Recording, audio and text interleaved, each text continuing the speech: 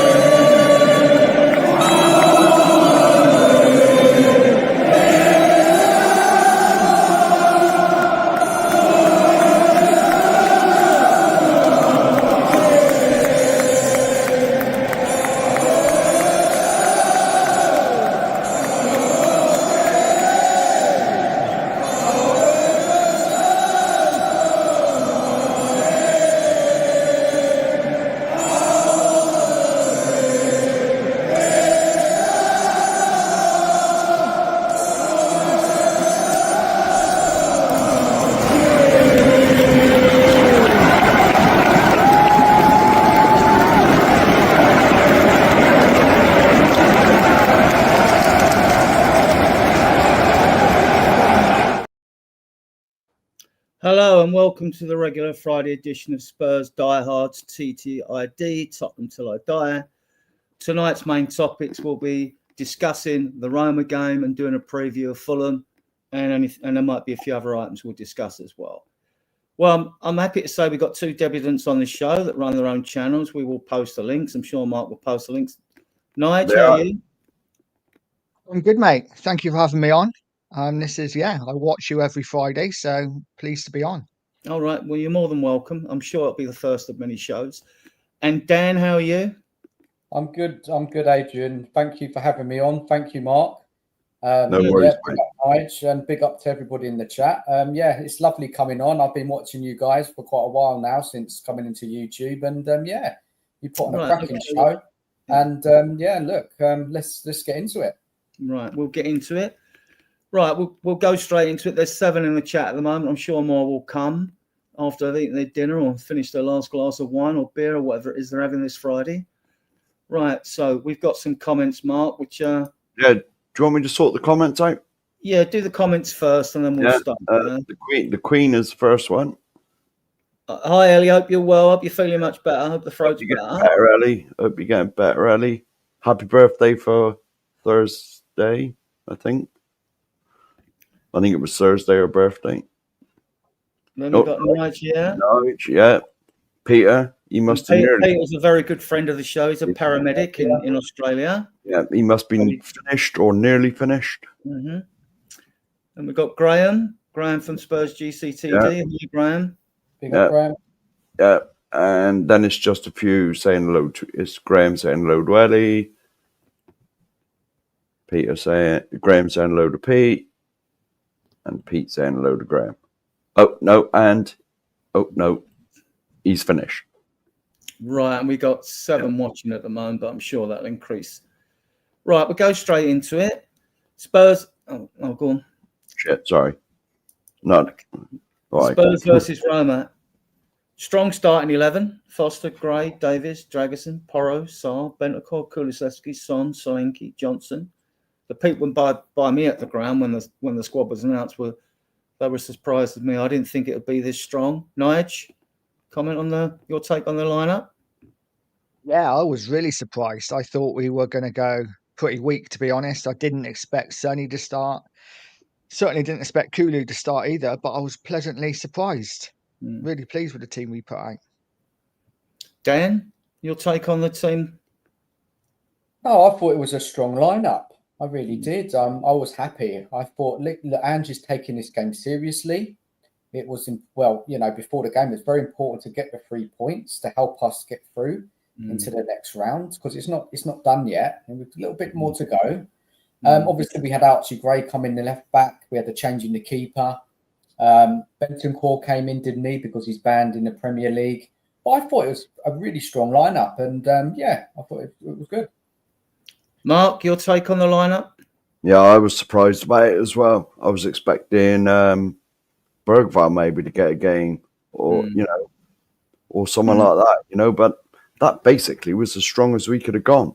I mean, Bentancur's got to play obviously because he's not allowed in the Premier League games. But that's about as strong as we could go, I'm afraid. Yeah, and we started well, didn't we, Nigel? Like this went to VAR, but and it was Sarr who impressed me. We'll come to him later. Who put the ball?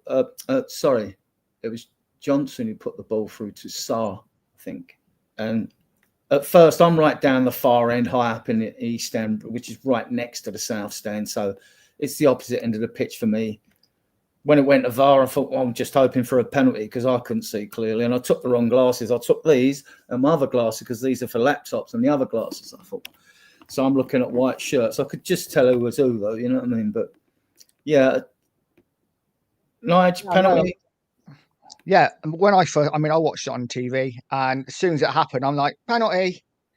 Right. But then, like, Hoddle was like, oh, no, that's not a penalty. Yeah. I'm like, have I missed something? Because that looked blatant to me, and it wasn't until they showed it again, I'm like, that's got to be a penalty. And, yeah, luckily it was, and Sonny tucked it away nicely. Yeah, Son set the keeper the wrong way, Dan. Yeah, it was a well-struck penalty, wasn't it? It's like a lot of players do that now. They sort of faint before they hit the ball. Yeah, it was the best start possible, wasn't it, to that game? We needed an early goal. We saw how Roma's set up with a back five, playing the wing backs. They've got some experience in that Roma team, quite a lot of talent, although, they're not doing very well in the Italian league. I thought it was the best start possible. Yeah. Just say hello to Haz. All right, Haz. Evening, sir. And the mod father, Mr. Kaufman. Big up, sir. I was there as well, Ben. Right, so and I'll be there Sunday as well. Sunday at 1:30. Don't forget, guys, it's 1:30 Sunday. Yeah. Right.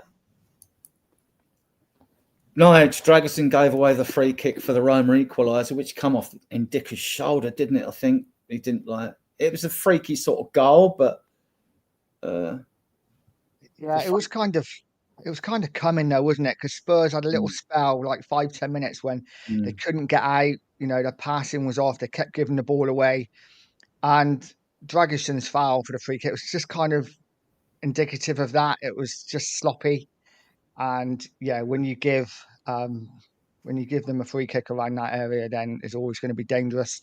Listen, I don't think we defended it particularly well, but yeah, it was a bit of a lucky goal. But goal, what to say? Third goal from a set piece in 20 games, Dan. Look, we have tightened up in that area this season, I think. So I just think the pressure was on from Roma. They surprised us, I think. A lot of people said before the game that they were going to kind of sit in tight, try and catch us on the counter. But what you actually saw is that Roma, they just had a go, didn't they? And there was a sustained period of pressure from them, which led to the goal. And they also got a second, but it was disallowed. Yeah. Mark, like they were. I mean, we scored, but they were better than us, weren't they? I mean, like, yeah. It was just one of those games, wasn't it? I mean, if we'd lost, we couldn't complain, but if we'd won, we couldn't complain either. It was just one of them games. It was backwards and forwards. It was just one of them things that happens. I mean, well, we'll come on to that a bit later, I suppose. But just good evening to Nita and Tom, regular friend of the show, and Tom, and Tom, and Rinkatic. And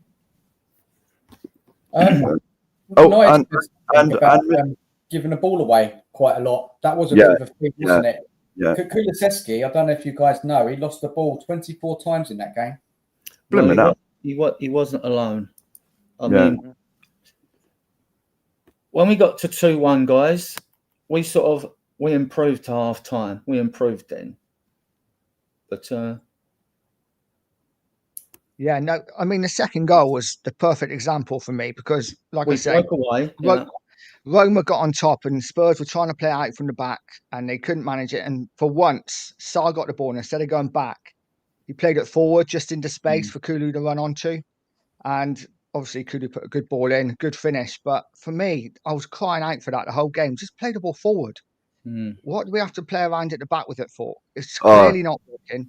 Let's get it forward quickly and we will create chances. We did that for the rest of the first half. Yeah. It is terrifying, isn't it? It's terrifying when they play it, when they start messing about with it at the back. I was watching it and I was just shouting, just forwards.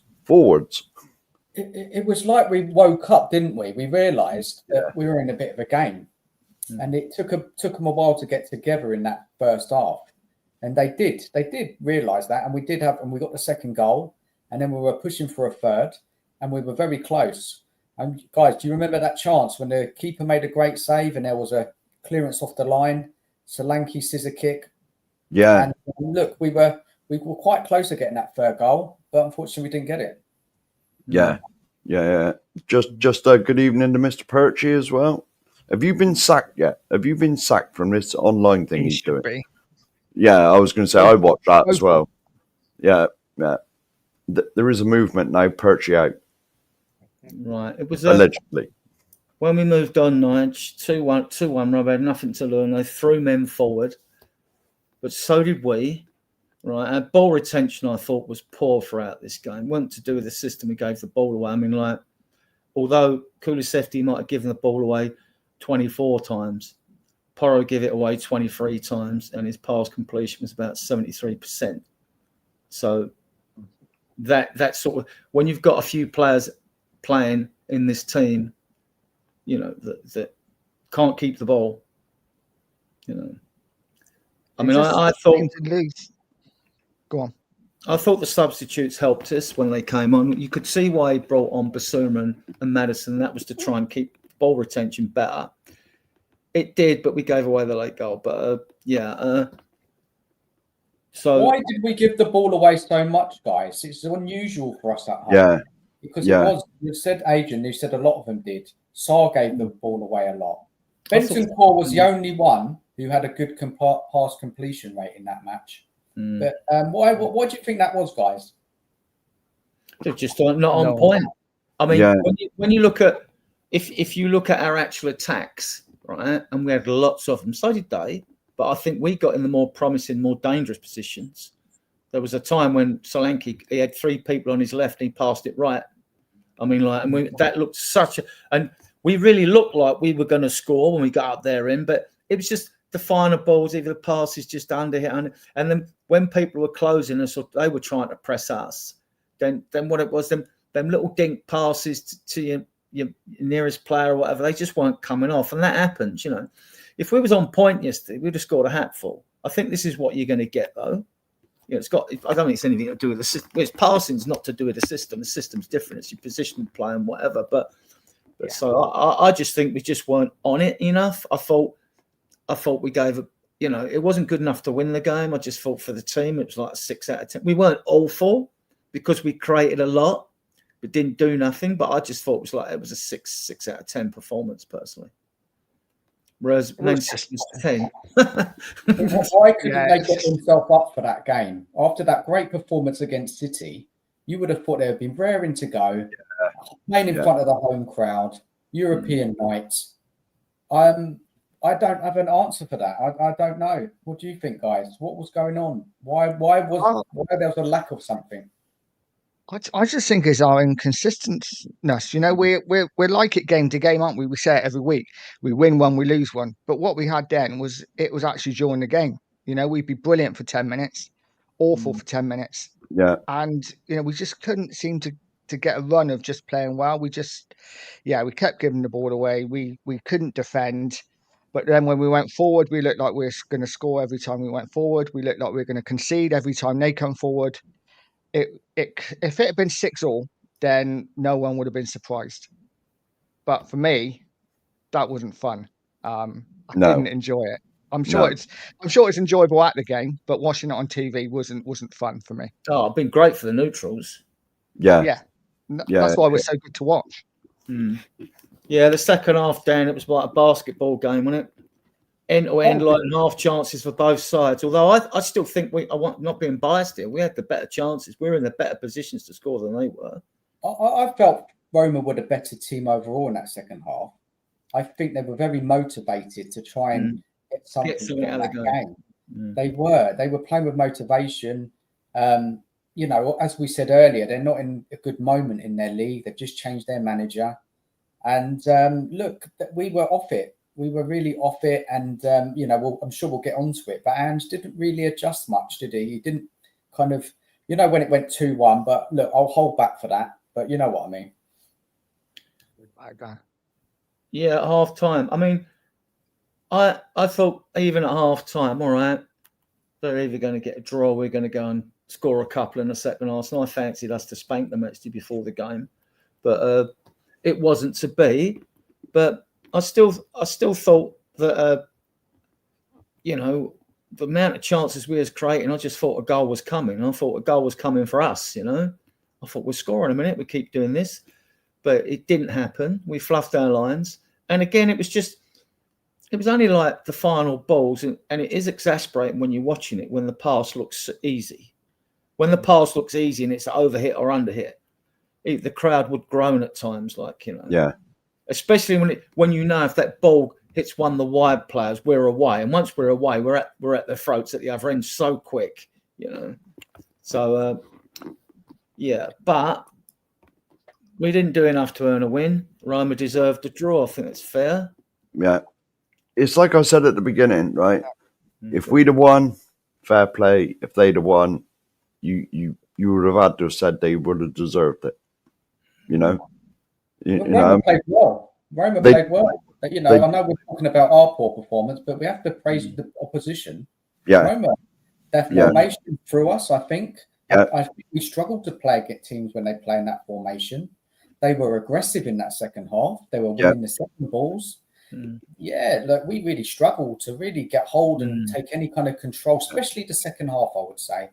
Second half was very disappointing for me. And you notice that they tore us to bits down the flanks as usual. They did. Tore us to bits. Every team. Yeah. Which to me goes back to the manager, but I'm sure we're going to speak about that.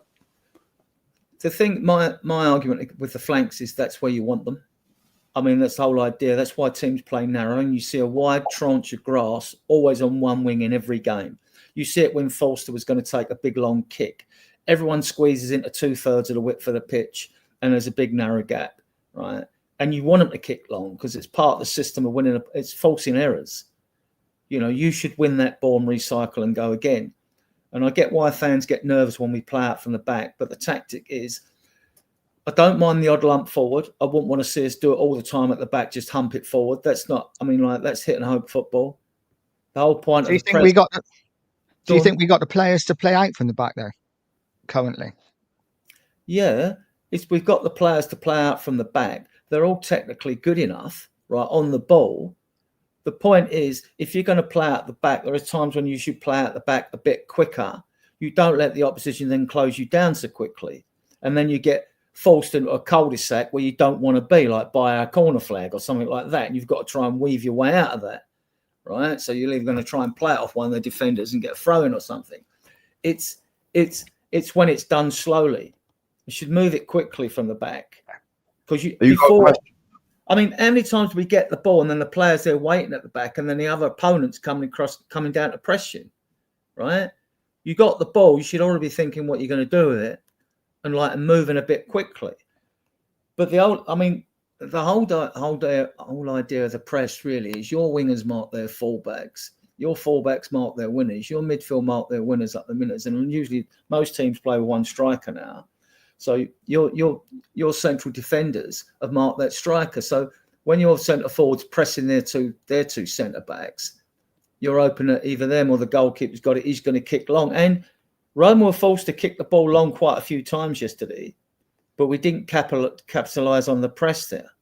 I mean, you win the ball back, you keep the pressure going, you go again, and you do the same. It's the false errors. It's the reason you play out the back, and it's also to draw them on you a bit. So there's more space, so open up space. But we just weren't, I mean, we weren't awful yesterday. It was like 6 performance to team, but we just weren't on point. If players can't find their passes, you're going to struggle, aren't you? Yeah. Are you going to answer Mark's question here? What was the atmosphere like? It was, Mark. It wasn't loud or nothing like that. I thought it wasn't totally muted either. I mean, but I think when you're in a league competition like this with 3 games to go, if you're playing Chelsea at home, you know it's going to be totally different. If it's a league game, it's one off and the points are at stake. But I just think everybody thinks, 3 games to go. Like, we win this game. We all thought we were going to win it. We didn't. We drew it. But I'm not losing no sleep over the last 3 games. I think we'll qualify easily.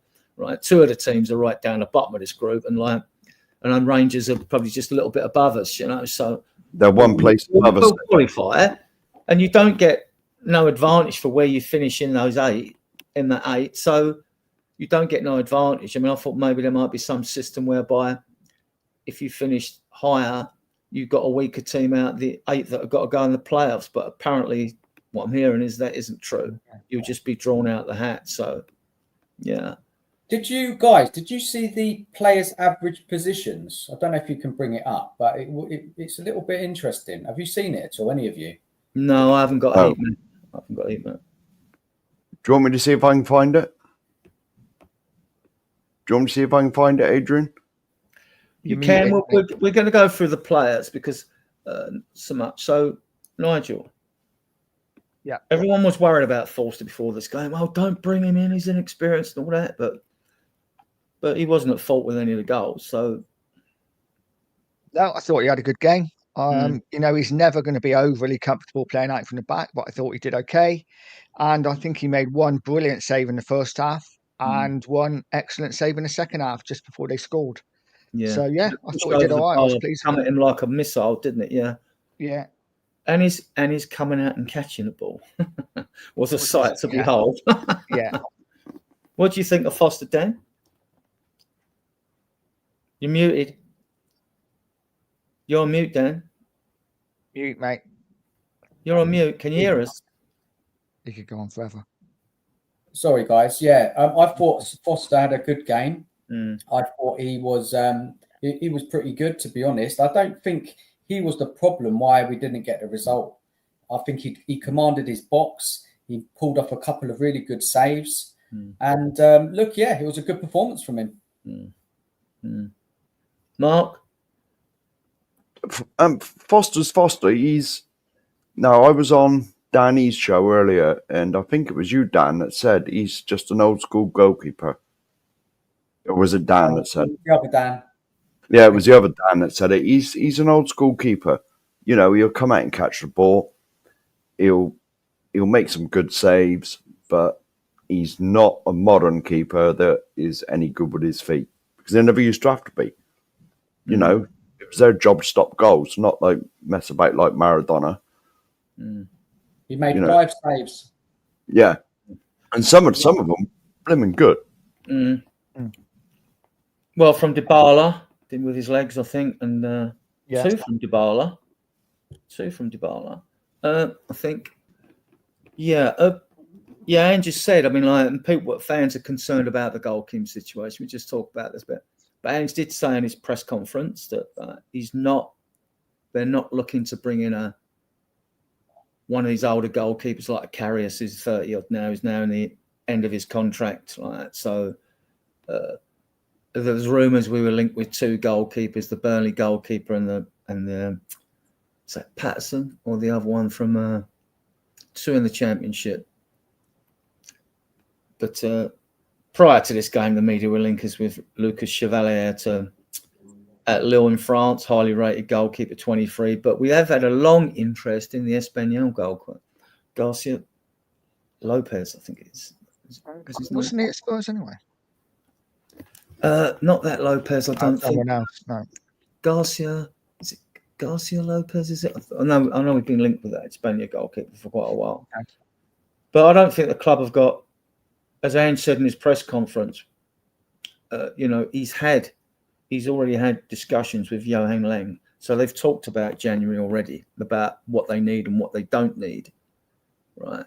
But he also said, well, we're waiting till see what condition the squad's in by the time we get to January as well, which makes sense. Yeah, it depends, doesn't it? Because if Forster then gets injured in the next couple of weeks, we might be forced to go out and buy somebody. But I would promote at the moment, at the moment, I thought, you know what, people have a go at Forster, calling him tree, and you know he's not the quickest to get down, but that save he made in the first half proves that he can get down quick. Yeah. So I'm quite happy with him at the moment. After that, that was very nearly behind him. That was very nearly behind him. It was very nearly past him, and but he just stuck out a limb of an arm and stopped it. You know, he's. It's like Dan said on the show earlier. He's an old school keeper. He's not very good with his feet. We all know that, but he will stop the ball, which is what you want from a goalie. Yeah. I watched all the under-21 games last season. I'm so impressed with Gunter. I'm really impressed with him. The only time I see Alfie Whiteman play when he played was when we lost away at Colchester in the League Cup in that game. Do you remember that one?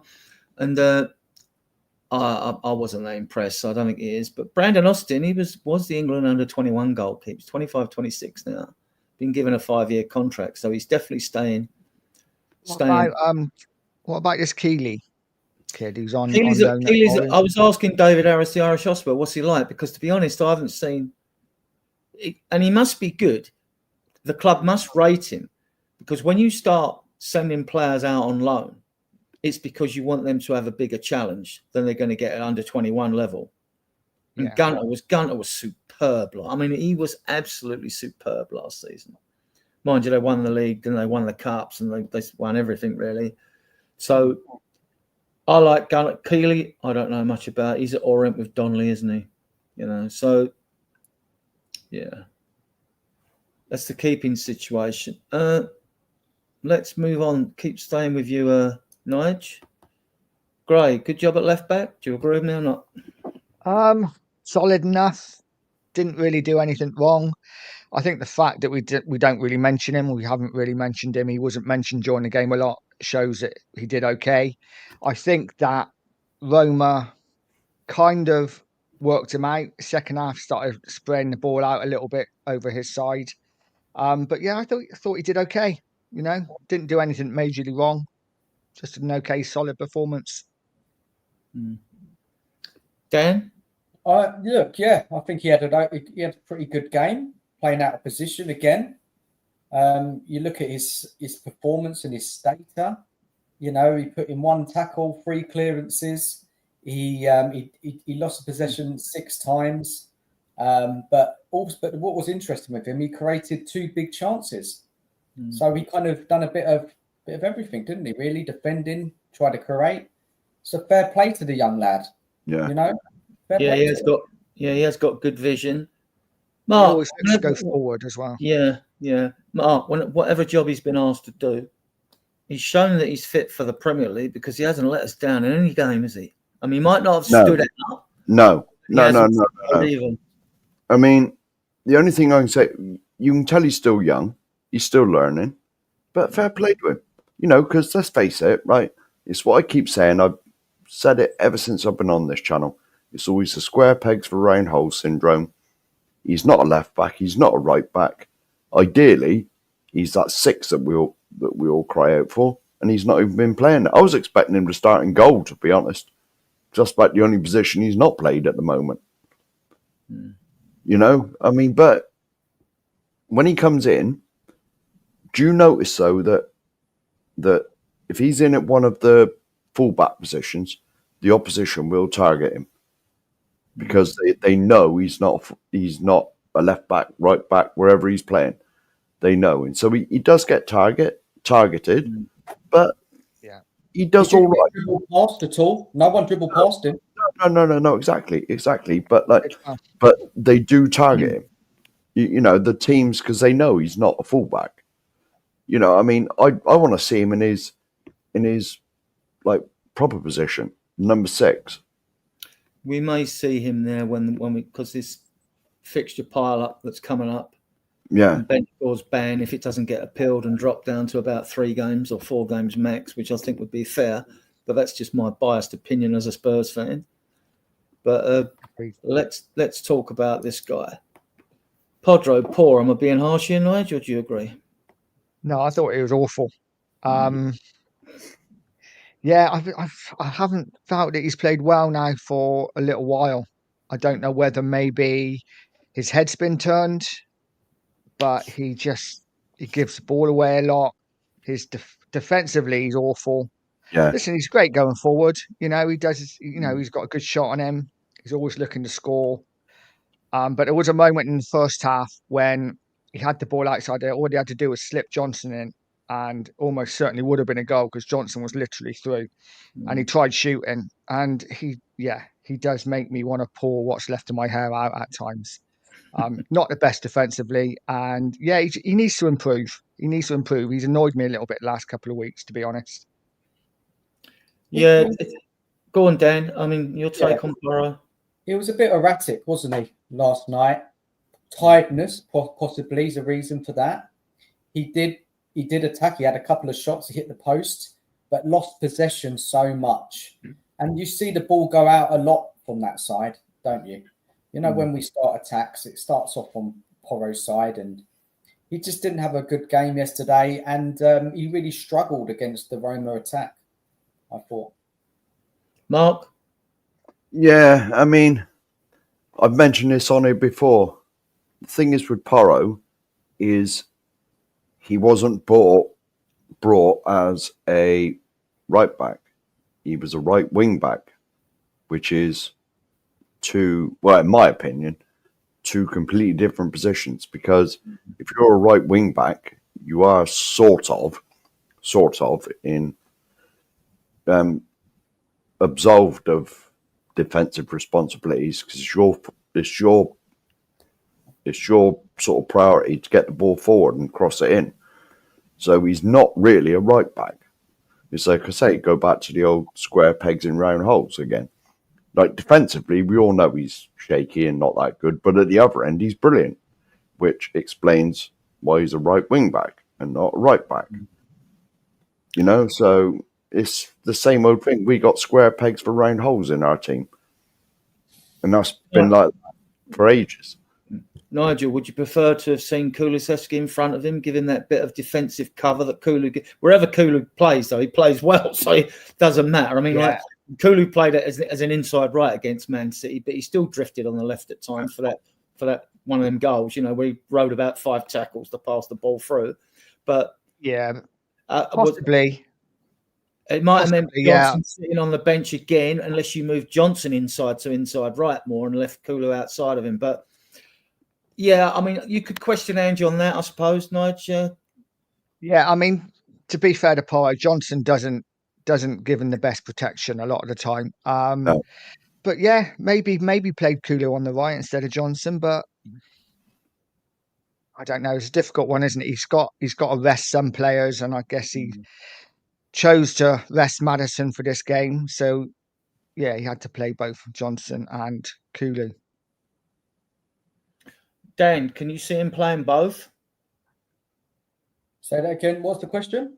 Well, if would you prefer to see Decky in front of Porro because he gives us that defensive solidity, which had fans complaining last year that Decky always cuts in on his left foot, but that's to close the space to make the pass more accurate to wherever the forwards are in the box. And now we've got one who gets in the box in Solanke. So, I mean, my preference, I'd like to see him back on the right again until we're in a situation where, I mean, if you can't, to me, I don't want to be cruel. I mean, he's a superbly technically gifted player, but if he's in a position where he has to defend, if he can't defend, what's he doing? I used to say it when people mention wing backs, which is a new modern descriptive narrative, isn't it? But my argument's always been, well, if being a wing back means you're absolved of defensive responsibilities, I don't want you in my team. I don't want you in my team. And if he were to go tomorrow, would I be upset? Look, he's a superbly technically gifted footballer, but I just don't think he's suited to that position if he can't improve defensively. Yeah. Dan? I don't think he's been bad this season, Porro. Yeah, Look, he's not perfect. Yeah, he does have his defensive lapses, but he does offer a lot going the other way. So then you really got to weigh it up. Yeah, are you getting more out of him being in the team in an attacking sense? Or is this defensive kind of slip-ups, losing us games? I don't think he's been that bad this season, guys. What does everybody think? Yesterday was bad. But So what about playing Porro as almost like a wide forward, like in Johnson's position? Because I've been saying this for a while, and a lot of people are like, well, no, he's the wing back. But if he's better going forward, if it's me, my opinion, I just think There you go. There you go. Haz has jumped straight. Haz was in just as you were saying it. As much as I respect Haz's opinion, he's not a winger. He doesn't run like a winger. He doesn't dribble like a winger. He doesn't do any of that. He can slip past players and cuts inside in the midfield. I see him more as an attacking midfielder. But then you could play someone behind him, you know. So, but we've got, you know, we're spoilt for choice in midfield when everyone's fit, not suspended or whatever. We've got 7 midfielders if you're including Decky in that amount. So when you hear any rumours about us in the midfield in this new transfer window, I'd forget them. Unless it's someone really brilliant. We ain't going off. We know our priorities left back before we even start. But yeah. I don't know. To answer Tom's question quickly, yes, I would. Definitely. I'm astonished. I'm astonished he can't even get a game, especially not a right back, which he is a right back. Well, maybe it's too many games for Porro. Too many games. Maybe he needs a rest. Bring in Spence in some Premier League games. Yeah. I think that's a good one, Mark. Well, he may start. Spence may start Sunday because the one thing it shows, you've already got an insight into Angie's thinking. He really likes Archie Gray because he's played him right back, centre back, and left back, and he's played him over Spence. So that tells you something, right? He's playing Gray over Spence, and I think Gray's a superb footballer, even at 18. I really do. I've watched him before he came to the club, and I just think he's going to be with us for years. He's not going out on loan. Don't believe in any of them rumours. He's not going anywhere. We can't afford to send any players out on loan. No, absolutely. And if you look at Porro's heat map, he didn't invert too much yesterday. Yeah. You know, he didn't invert too much. What did you saw him in the game, Adrian? Did you see him inverting a lot in the midfield? Or did you Well, this debate, and I respect other Spurs fans' positions, they talk about this inverting at number 10s. Our fullbacks have never inverted as number 10s. They've came in like attacking number 8s. They're not number 10s. They're not creative footballers. They're not a Maddison. They're not a Dele Alli. They're not an Ericsson. You know, they're not a Bobby Firmino, nothing like that. They're not number 10s, right? They get into attacking 8 positions. And I've said it for a while, last season even, Doggy, he was powering down that left-hand side. He wasn't cutting in. Porro was. Porro cut inside to get the goal from the pass back for Solanke at Man City. He inverted then, if you could, but he's moved into an attacking midfield position, didn't he? He scored the goal. It's a banger, wasn't it? You know? So, but he does it. He does cut in because he's got that in his locker. But I got a theory, you know, about our right-hand side. If you're going to play against Spurs, you attack our right-hand side. You attack Johnson and you attack Porro. We're weaker down that side than we are with you, Doggy, on the other side, and Son and all that. You know? We are weaker because then you've got Maddison. Player's average position, he was just behind the halfway line in our half on the right. So he played very high yesterday. And that's why we're getting caught out, because he is high. Have you got the heat map, Dan? Inverting in the midfield yesterday, Porro. He was just. If you look at this, is why I said get that up on screen because. I was going to say I couldn't find it. Have you got it, Dan? I don't know how to send it to you. What do I do? No. Just share your screen because you can do it from back there, I think. Yeah. On there, I mean, I've noticed with Romero might be back Sunday. So then a choice, does Davis play and Dragerson sit on the bench?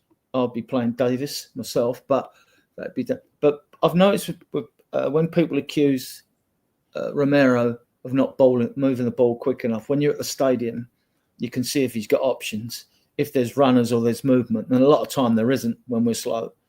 Other times I think, you could move it a bit quicker, but I don't want to be too harsh because his line of sight's totally different to mine up in the stand. We all think, it's an easy pass when you're up in the stand, when it isn't, right?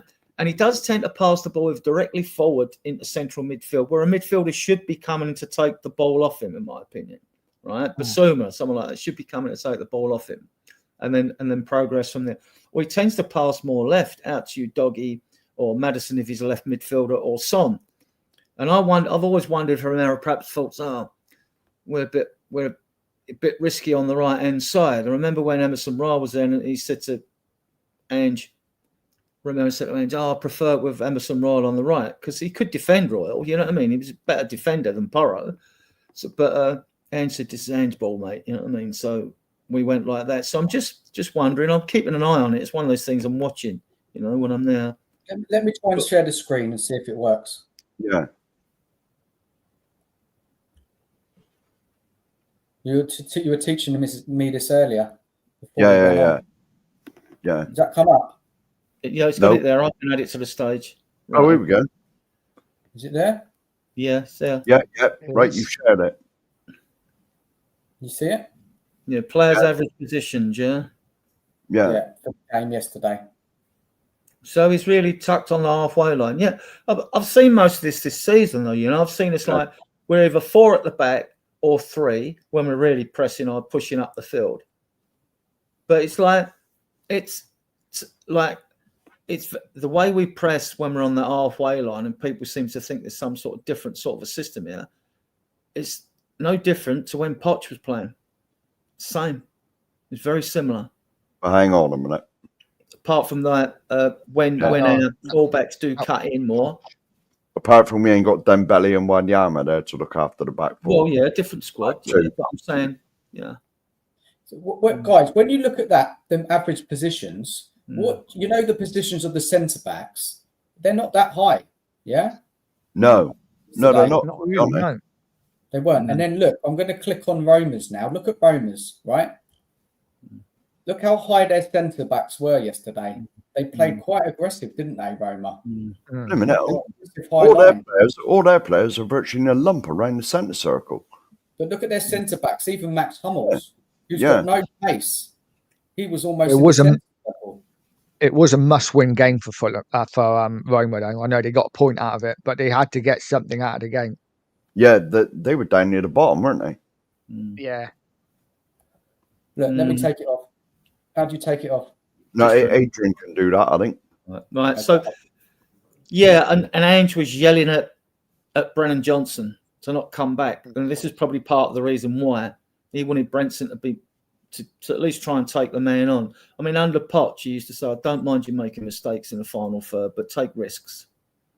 And Roma did the same thing we did as well. They got in a lot of wide positions, which most teams do, because they all play the same horseshoe formation, basically. It's very robotic football nowadays. And even when they got it wide, you're thinking, the Roma player's going to cross it in the box. But he didn't. Again, they passed back and round and across the other side, and back it goes again, and back it goes again. It's very similar what we're seeing. There's a lot of space, wasn't there, behind Roma? When you look at their average positions, it's disappointing yesterday that especially that second half, we didn't take advantage of that space. You know, in past times, Son would have loved that space. We did, though, didn't we? It was the final ball that let us down. The amount of times we got in. There was so much space. You know, 2-on-3 or whatever, and the final pass was poor or to the wrong player. I got fed up in that game when we were breaking on them forwards. The amount of times they only had a couple at the back, and we had like 3 or 4, and you think surely it's like 3-on-2, 4-on-2 sometimes, and you were thinking, but the pass would go wrong. That's when you want. That's when you want Kane on the ball and not Solanke. Exactly. Right, let's go with you, Nige. Davies, mature performance? Yeah, I hate to say it, but I love Davis because he always gives us like a solid 6 or 7 out of 10. Don't apologise for anything. I'm a big fan of Davis. You know, people complain that he's been here like 10 years. And listen, yes, is he good enough long term? Is he going to win us a title? No, of course he's not. But even the teams that win the titles have players in their side that are squad players that do jobs when they're needed. You know, look at United. They had John O'Shea, people like that, who were not world beaters, but would come in, do a job. That's exactly what Davis does for us. I thought he was brilliant again yesterday. Dan, do you think Dragason's benefiting from having Davis beside him? Well, Radu didn't have the best of games yesterday. No. Ben Davies was the stronger out of the two. I don't know if you all agree with that. Roma put a lot of pressure on us, didn't they? And it wasn't his best game. Radu had a really good game against City, didn't he? It's really hard to understand it, isn't it? Like, our defence against City were really good, but then at home against Roma, they were off it. It's hard to put your finger on why that was. Yeah, they're good footballers, Mark. I mean, like, if you give the ball away, it doesn't matter what system you play under. If you're going to keep giving the ball away, then it doesn't matter, does it? No. But Davis, no, I don't know how many more times I've got to say it on this channel. I've never had a problem with Davis. He's always that 6 out of 10 player. He's never a 2, but he's never a 9. It's like Nige said. He's that John O'Shea. You need players like that. Well, for a start, I believe we need him just for his experience. Because you look at him organising like Dragoson and that, he's always like onto him. Like, you know, he's leading him through games, and you need players like that. Like Davis, he was always lumped in with the Eric Dyers. You know, he's not good enough. Get him out. All right, he may not be good enough, but he's never. It's like I said, he's never that. He never has a stinker. He's Mr. Reliable, and because I've defended Davis for ages now, because people, it's like I said, people lumped him in with Eric Dyer and Harold Winks and all that. Oh, he's rubbish. Get him, but no, he does his job. Whenever he's called upon, he does his job. Yeah, what sticks in my mind is that sliding block away at Coventry when we could have gone down 2-0 in our own penalty area, and like he clears it. And he's captain of Wales as well. And there's rumours he may be given a year's extension, although his contract ends in the summer. Depends if we get a left back in, or I mean, like Andrew said, he doesn't want to bring in. This was months ago though, before injury problems. That's why we have to wait to nearer January to see how healthy the squad is, in what positions we're weak, which we are weak in left back anyway. So yeah, and he said, I don't want to bring a centre back in because I don't want to block the path of Ashley Phillips and Luka Vastovic. Vastovic comes in January, and he is, what I've seen of him, he is superb and can play as a number 6 as well. And he can play as a number 6. So, you know, and we still want to get Gray. Gray will get his chance in midfield, though. I mean, he will get his chance. I mean, yeah, so... He's a big lad as well, isn't he? Oh, yeah. He's got 4 goals for Westerlo. He's there with Alfie Devine at the moment. Devine scored 2, actually, in a 4-0 win or 4-1 win they had against Curricks or something like that. So, yeah. Nigel, stay with you. Let's move on to this guy. Tireless performance, but he again, he wasn't on point either, was he? I mean, he huffed and puffed, but not his best performance for Spurs. Definitely, he first 20 minutes I was cussing him. Kept giving the ball away. Looked weak in every time he got the ball, he'd lose it. His first touch wasn't good. But then he comes up with 5 minutes, sets up a goal, nearly scores himself. It's one of those performances. He did it at the post, Yeah, patches. He played well in patches, but did give the ball away a few times for me, which was frustrating. But listen, he's one of our better players. So, Dan, when Spurs play well, Kulusevski plays well. That's how I look at it. Yeah, possibly. I think Kulusevski, he was good first half. Second half, I think tired, dropped off a bit. Although he did hit the post, he did just make an assist. I think the whole midfield as a whole, as a unit, wasn't on it yesterday. I think when you look at it, the midfield is, I think, where Roma took advantage of us yesterday, they were more aggressive. Mm-hmm. You know, and when you saw the positions of the players, they're all in the halfway line. You know, they were winning that battle. They didn't give us players any time to really do much. So it was an off day for Kulusevski, but look, he was fantastic the other day. He can't play well every game. No. Stop there. No. The only thing I worry about Kulu is we're going to burn him out. He's going to be, if he's going to play again Sunday, that's 3 games in a week. I mean, you can't carry on doing that. I mean, well, hopefully he can, but you never know. I mean, if he gets injured, we're literally done for. Lad, isn't he? Does a lot of running. Yeah, he had the highest running stats last year, didn't he? He covered the Twice most. in the team. Yeah, He's won this year and all, I think. Yeah, he was all over the pitch, wasn't he? He was like he basically was a lawnmower, just carried every blade of grass. He was on it, but like I just don't want him to be overplayed. You know, I mean, it'd be nice to give him a rest now and again, so he does come back and he's fighting fit for every game. You know, was he tired? Was he tired last night? You don't know. Well, with just six midfielders, that gives you 20 three-man midfield combinations you can pick from, right? So but again, like Ange's got to like work out what's the best midfield three to play, hasn't he? I mean, like there are games I think there were games out there that you could read into that you think will more suit Maddison to start, and others that perhaps may not. And maybe you bring him on with half hour to go or something if things haven't gone our way. I think the same can be said for even Basuma, who's got to be consistent because he could find himself out the club as well. I mean, he's a good footballer when he's in the mood. And I don't like this when it's in the mood stuff because you should be giving your all for this club when you're on the pitch. And Basuma, I think, because he's had a bit of competition, he's got his butt into gear a bit more. And he's looked good. I mean, he was very good against Man City, right? Everyone was 10 out of 10, in my opinion, against it. The man of the match was the team against Man City, as far as I'm... Although I'll give my man of the match to Madisevsky. I've got a question for the panel. Basically, so before the season started, I did a little video about Bentancur and Basuma. And I thought it was really big seasons for them two. And the challenge I set was for them to be consistently playing well throughout the season. Now, what are we in now? 12 games in, would you say? Is that right? Yeah. So, yeah. 12 matches in. So everybody on the panel, I want your opinions on those two so far. Do you feel they've been consistent enough? Or do you think they're just not consistent? I think Bentancur has shown his pre-ACL injury form. I think he's a superb footballer. When he's on his game, he'd be my first pick in midfield.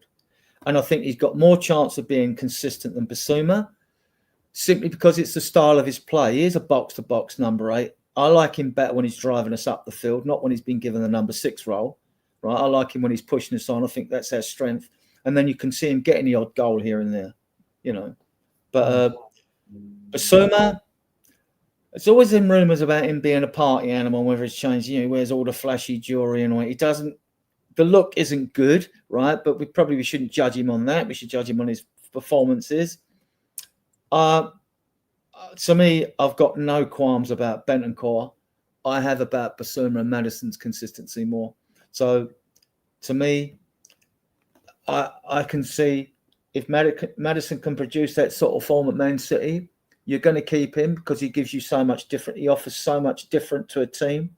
We know he's not, a biting midfield tackler. He will stick his foot in occasionally, right? But I know we're off. We drift on to Maddison, but I think Bentancur's been fine. Do you think they've been consistent? Do you think Bentancur's been consistent? Or do you think Basuma has? Or what is your, you've seen a lot of games. What's your overall feeling so far in 12 games in? Do you think Bentancur has shown that consistency that we need? Yeah, I do. Yeah. Okay. And Basuma's been okay. Look, he's been okay. He wouldn't be getting the game time. I mean, and it's good because they're both really competing for one slot in there. Because I wouldn't leave Salah, I'd play Salah every day of the week and twice on Sundays, right? So he is that good. I just think the kid's got such a high ceiling, right? Different player though, isn't he? Different player to Bentancur. Well, what player is he? He's a bit hard to describe. He's sort of everything you want in a midfielder compiled in one. And he could probably play the 6, right? But he's got such an engine to be box and box. See, the thing is, it's a perception of what your 6 is. It's like, what is your perception of a 6? If you just want a deep line midfielder that's going to sit in front of your back 4, is that what you want? or do you want the modern day 6? I mean, there's only one Rodri out there, right? Who's not only going to win the ball back, he's going to progress you up the field as well. So, or you want something in between the two, and there aren't no other 6s out there like Rodri. So to me, I mean, I wouldn't be against a sitting midfielder in this system, like a 6 with 2 8s, But we seem to play with, we haven't got a 6. We've got all 8s and probably 2 10s, well, 3 10s, because Bergvall could play the 10, Kulu and Maddison, right? So Bergvall can play on the right side of midfield. I mean, like, he's got to show it, though. He hasn't shown it this season. He's shown flashes in the pre-season, right? One of the second half against Bayern Munich, I thought it was superb. If you can do it against them, I know it's only pre-season still, but you should be able to do it as well. So I'm confident he'll be okay. He'll come good, but he's going to have to wait his time. He might even be pushed out on loan. He might even go out on loan. Gray won't, but he might. What about Basuma? Do you think he's been consistent? Yeah, he's been okay. And what about Mark Knight? Your feelings on those two? I think they've both done okay. Consistent, consistently good? Not well. It's hard to say what consistently good is, isn't it? I mean, because every player has an off day. We've all said Kulu had an off day yesterday, but he's still been our best player this season. But I think they've done enough. I did this video, guys. Why I did this little video was because I wanted, like you said, Adrian, about having that set number 6. that defensive DM. And we need that. We didn't get one. I know we brought in Gray, but I was looking for someone more experienced. So that's why I was kind of putting a lot of focus on them too, because it was going to be a big season for them. And I was kind of saying in the video, if they don't have good seasons this year, then I think we should move one of them on or either of them on. That's just the point. Yeah, I think Tom says it exactly in the chat. All of the midfielders are inconsistent, and that's why there's so many problems. If I had the choice, though, Bentancur starts every game because I just love him as a footballer. Though he is frustrating because he can be inconsistent. But Sarr this season has been, for me, the best player. He was the best player last season. He was the best midfielder last season as well. All last season. Yeah, I just wasn't convinced by him. And, for me, it was always Basuma, Bentancur. But now Sarr has to start every game. I think he's been brilliant this season. So are you saying that the system's letting these players down? Is that could be a we don't issue? We don't play with a 6, do we? So the system. What about anybody think of that? Perhaps Maybe the system shows sometimes more about holding midfielders, because that's what Basuma and Sarr did against Man City. Yeah. They were the glue. They were the glue in front of the back four, and they were both superb. If you're going to criticise Basuma, he does sometimes. The ball does tend to stick to his foot like a glue pot, and he does go on sort of mazy, dribbly runs to the left and to the right. And I'm not sure if Ange will be. I mean, if he's got a role to play and he's got to run a certain line through the pitch, he's got a certain territory. It should be up and down, not side to side, really, he does sort of wander a bit. So when Basuma's good, he is really good, but he's just not really good often enough. And kind of the same with Bentancur. But I prefer Bentancur just because he's just a bit better on the eye, I think. I'll be honest with you, Biss, when he's on form, he gives me them Moussa Dembele vibes. Yeah, he has got with the ball at his feet. He really does. I'm not comparing him before anyone shoots me down in the chat. That definitely he's not a fraction of Dembele, but he certainly reminds me of him, especially when he's like gliding past players with the ball stuck to his feet. I thought, we've seen this before. First 10 games of last season, he was brilliant. Yeah. And also, guys, against Manchester City, Ange played a different formation, didn't he? He played 4-2-3-1. So he had sitters. He had Sarr and Basuma sitting in front of the defence. But on Rome against Roma, it was different. Yeah. I agree with Tom. Yeah. Yeah, we'll have to get you on, Tom. I'll message you later, see if you can come on Sunday. Right. Yeah. What do you think, Adrian, about that? That Ange played a different formation on Sunday. Mhm. He played with Sarr I think the and team showed. sitting. Yeah, But I we think don't normally play like that. I think they showed intelligence because for the first 10 minutes we were a bit shaky, but on the 10 minutes we got the goal. Once we got the goal, City still tried to come us. We were just, our passing was just superb. You know, every time we got it out, we looked threatening. I mean, and we seemed to go through them like a knife through butter every time we got the ball. We probably should have scored more goals, believe it or not, but to win 4-0 away there, you know. Now I've been crying. I don't think we set up that way. I think No. we were No, I don't. the way City played, it would almost forced us into that formation, and it worked. I've been crying for this. I've been crying out for this. Right. The 3 examples I've got: 2 games against Man City, and the 1 against Villa. When we sat back a little bit, there was none of this inverted nonsense that I hate. None of it. Right. We lured them onto us, quick passing, and we were through them, and we scored. And the twice against City and the Villa game, we actually looked like a team that could do something. Like last night, when he reverted to type and played that stupidness that we normally play, we were all over the place. And and to be honest, it's on the manager. It is on the manager that we don't. I disagree because the team didn't go out like that. I mean, if Kulu's going to give the ball away 24 times and Porro's going to give it away 23 times, and Bentancur, we come on to now. Some people raved about Bentancur's performance yesterday. I just thought it was okay. I mean, but maybe I missed something. You know what I mean? Maybe I haven't seen all the stats. So, but if you give the ball away, I don't care what system you play.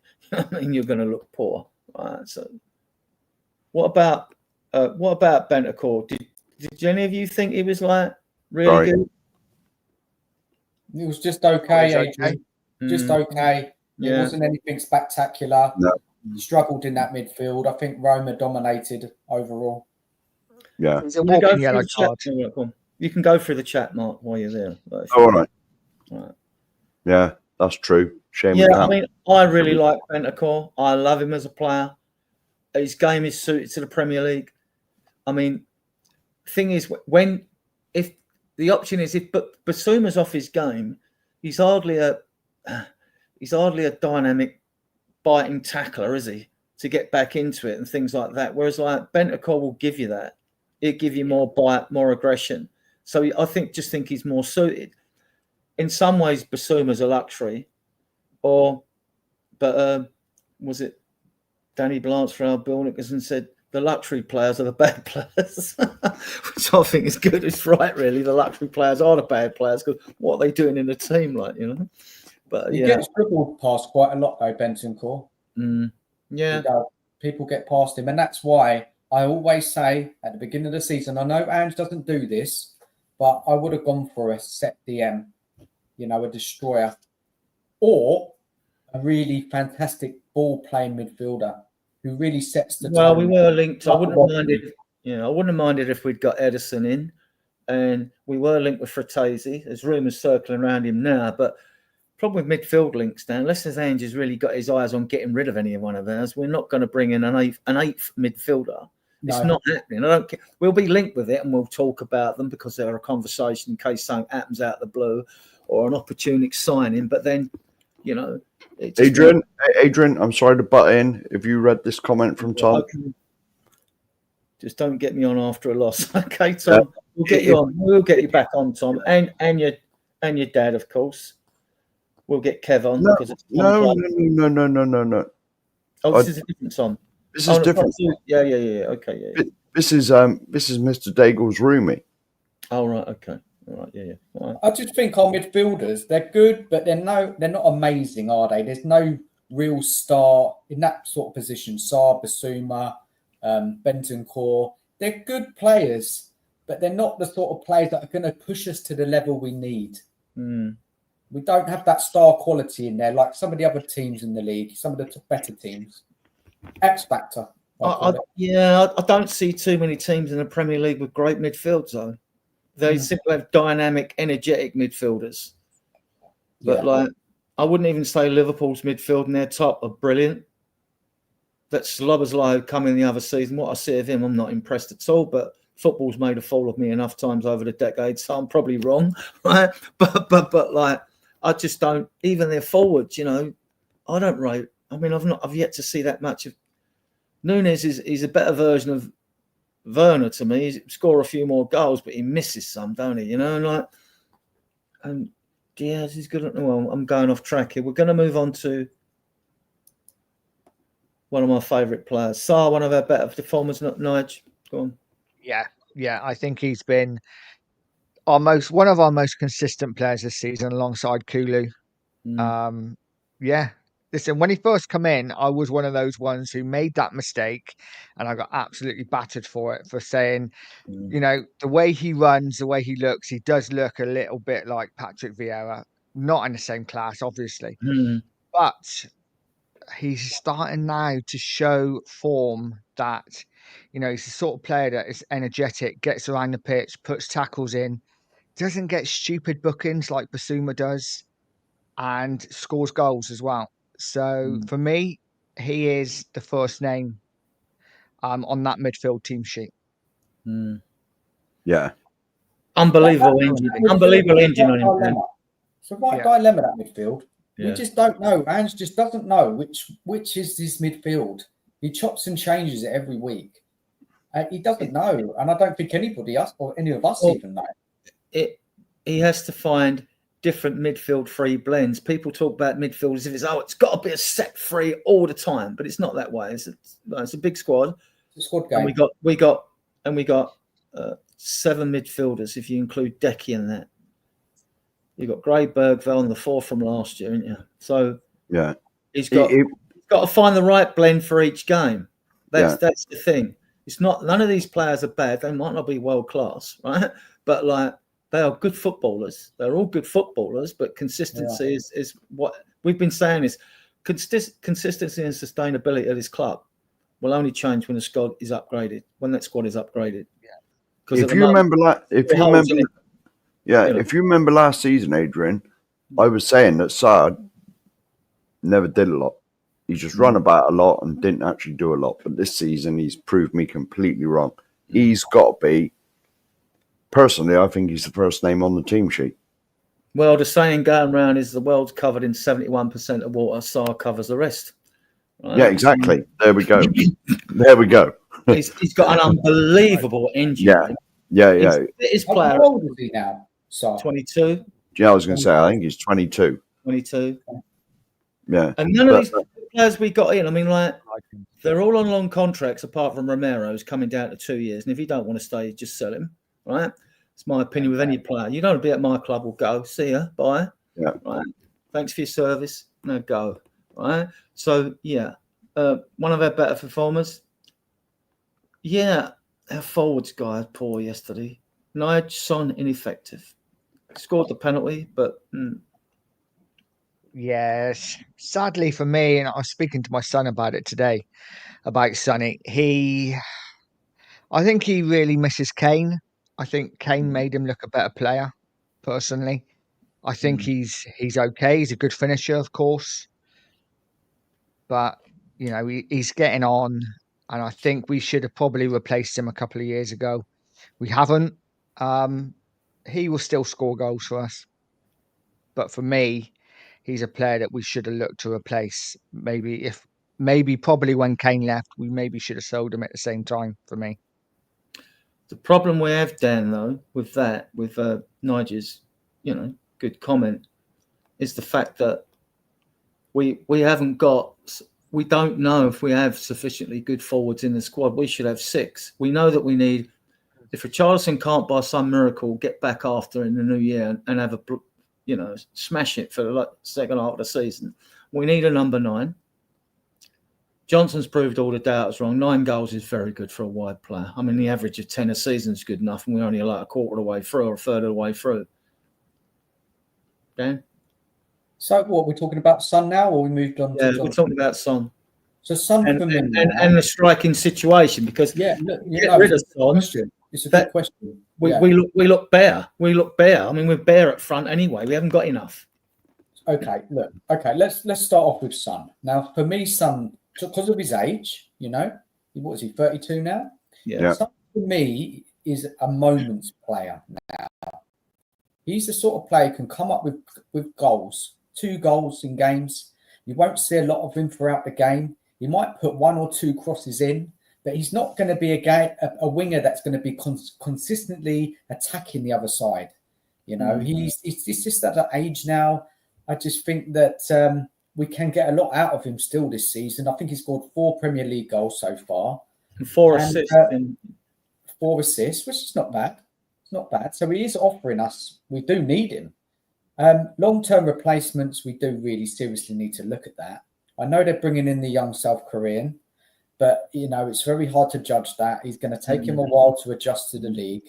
I don't think we can really include him as anybody who's going to help us this season or next. It's going to be a process for him. So, look, we do need better wingers. Wingers that are good at taking on low blocks, one-on-one specialists. I've always said this. I said this in the summer, that I wanted at least 1 specialist. We didn't get them. Now, Johnson, let's move to Johnson. Now, Johnson, for me, is a kind of inside forward. Yeah. He's not a winger. He's good at finishing, coming in, putting the ball in. He can put some good balls in the box. But it depends what Ange wants out of this team, what system, what attacking players he wants. Because we don't have, if you look at Son and you look at Johnson, neither of them are wingers that take on their men consistently. I'm not saying they won't do it at all throughout the game, but they don't do it consistently. And we're going to come up again a lot of teams that do play the low block, and that's when we're really going to struggle. So that, as you said, Adrian, I do get your concerns about that forward line. And then if you move to Solanke, finally, before I pass it on back to one of you guys, Solanke is he's not getting in the box enough for me. He's working hard. He's holding the ball up good sometimes. I don't know if he's the guy long term. And we did spend a lot of money on him. We did. I know it's because of the English as well. He hasn't scored enough goals, has he? Really? If you look, did you hear what Ange said about Johnson today in the presser? What? That he said he would love to play. Ange said he would love to play right wing because he would score an absolute bag full of goals. Who'd play right wing? Because literally that's the way he plays. He plays so the wingers can score lots of tap-ins at the far post. And Ange said himself, I would love to play right wing because I would score hatful. Who would score hatful? Ange would score hatful. That's what he said in the presser, that he would score loads of goals if he played right wing for Spurs. Okay. My God. I didn't know much about Solanke before he came, and I go and watched loads of videos of players when I think we're going to be linked with, and he was one I thought, well, we're going to get him. Who did you want, Adrian, in the summer as a striker? I wanted Vlahovic. Okay. I wanted Dusan Vlahovic from is it Juventus now? Juventus. I wanted him. A lot of the fan base wanted Gyökeres. There was too much mud in the air regarding Tony, wasn't there? Nobody went for him. That tells you a story behind the scenes that someone knows. Yeah. The gambling. He would have demanded a lot of wages. Yeah, and he don't press. Right, he doesn't press, and Solanke suits the way Ange plays. Yeah. So and he will get more. Look, he's going to get goals. You could put a cart horse up front under the way Ange plays, and you're going to get chances whether you bury him or not. I mean, look how many chances Werner's had, right? How many big chances we missed last season? If you pop that up, I bet we missed more big chances than any other team. I bet we missed over 35 big chances, which should have been buried. I can see Sonny going back to Sonny. I can see Sonny slowly. He's going to be a super sub. Because when was the last time he done 90 minutes? He doesn't anymore. I can see him. He'll be kept. I mean, he'll be kept next season. Of course. Jesus Christ. No, hang on a minute. Father figure to Yang Min Hook when he comes in, right? It's going to be the father figure kept just for the shirt sales, Adrian. Let's get this in now. He'll be kept just for the shirt sales in the club shop. That's it. I mean, he'll be kept and played because he's good enough. No, If, no. if you look at our forwards, all right, Solanke has got 6. I mean, Johnson's got 9, and like Sonny's got 4 and 4 assists, which is good, even though Sonny hasn't been out. And Son, as we're talking about Son's always been a streaky player. He scores goals in clusters, doesn't he? And then he won't score for a few games or something. Yeah. Like Son, Defoe, you think. yeah, Son, right, as marvellous as he's been, like, and I love Son, like, he's been an unbelievable servant to the club.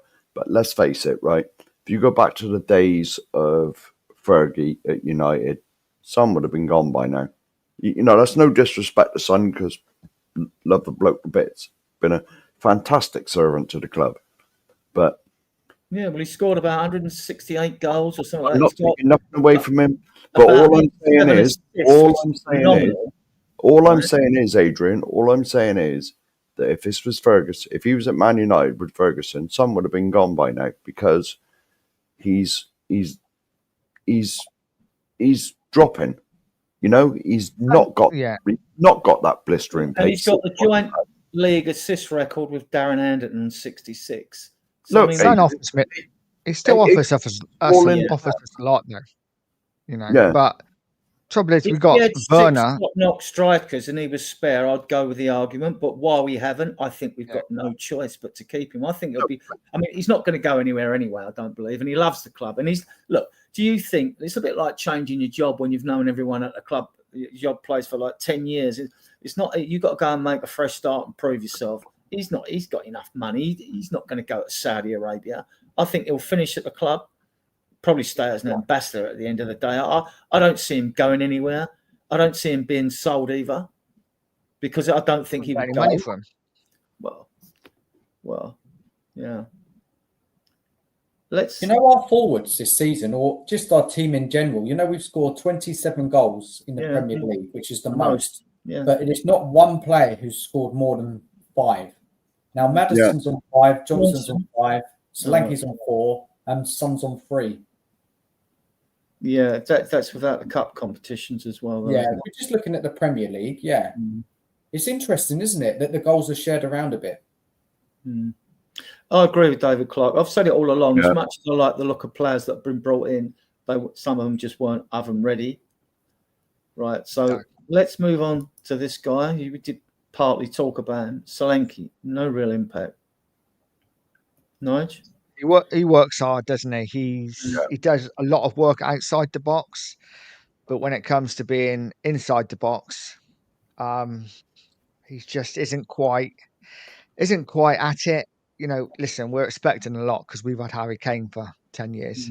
But for me, I feel a bit sorry for him because he does work hard and some of the stuff he does is really good. But actually, even last night, obviously he had that scissor kick, which he miscued. He had the header that hit the bar. But apart from that, there are chances, but he just doesn't seem to get the ball. The ball doesn't seem to fall for him in the box. For me, he'll score goals. He'll probably get 15 this season. Yeah, if not more. We're expecting a lot, aren't we? Well, I would say, do you think we play to Solanke's strengths? We don't put enough balls in the box to him, enough crosses. He's not in the box enough. He's more dropping deep in the midfield. Right. He's not a midfielder. He should be in the box. Why is he dropping so deep? What is that about? I get the crosses from corners into the box. I think the strike rate from crosses into the box is about 1 goal in every 64 crosses or something like that. So you're not Google these in the box. Yeah, I think Ange prefers. I think I was having a discussion with Mark. One of our many discussions we have off air. We talk about crosses in the box, and they tend to be low, knee height or waist height. They're so hard to defend against. If you hit a daisy cutter, a defender can hoof it and clear it, can't you? If you hit them in the air, mostly there's one striker up front. There's big defenders there that usually clear it away. I mean, it's got to be on point. When you get a point corner come in and it's on point, you can't defend it. They can all say you was wrong to defend it, but no, we've very few. There are very few on point corners into the box.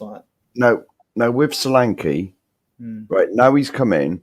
You can see why the club bought him, because to me, he's the ideal striker for Ange's so-called Ange ball. I don't know what Ange ball is, but we won't go into that.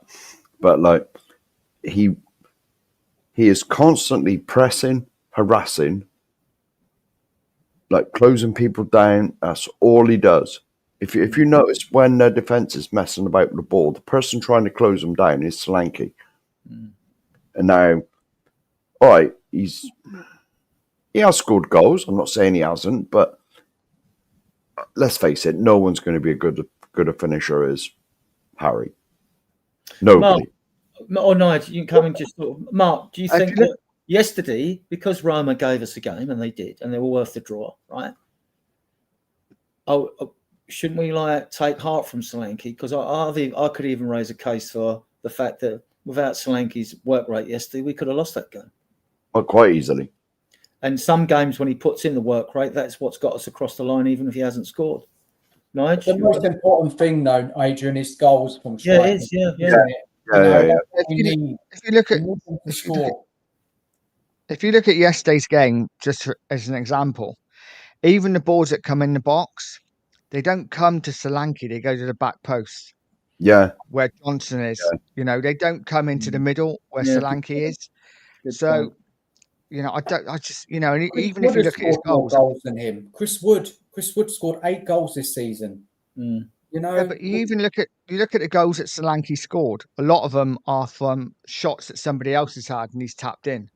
You know, he's not physically getting the chances. You know, the balls are not. Whereas Kane was in the box, Kane's demanding the ball. I want the cross to me.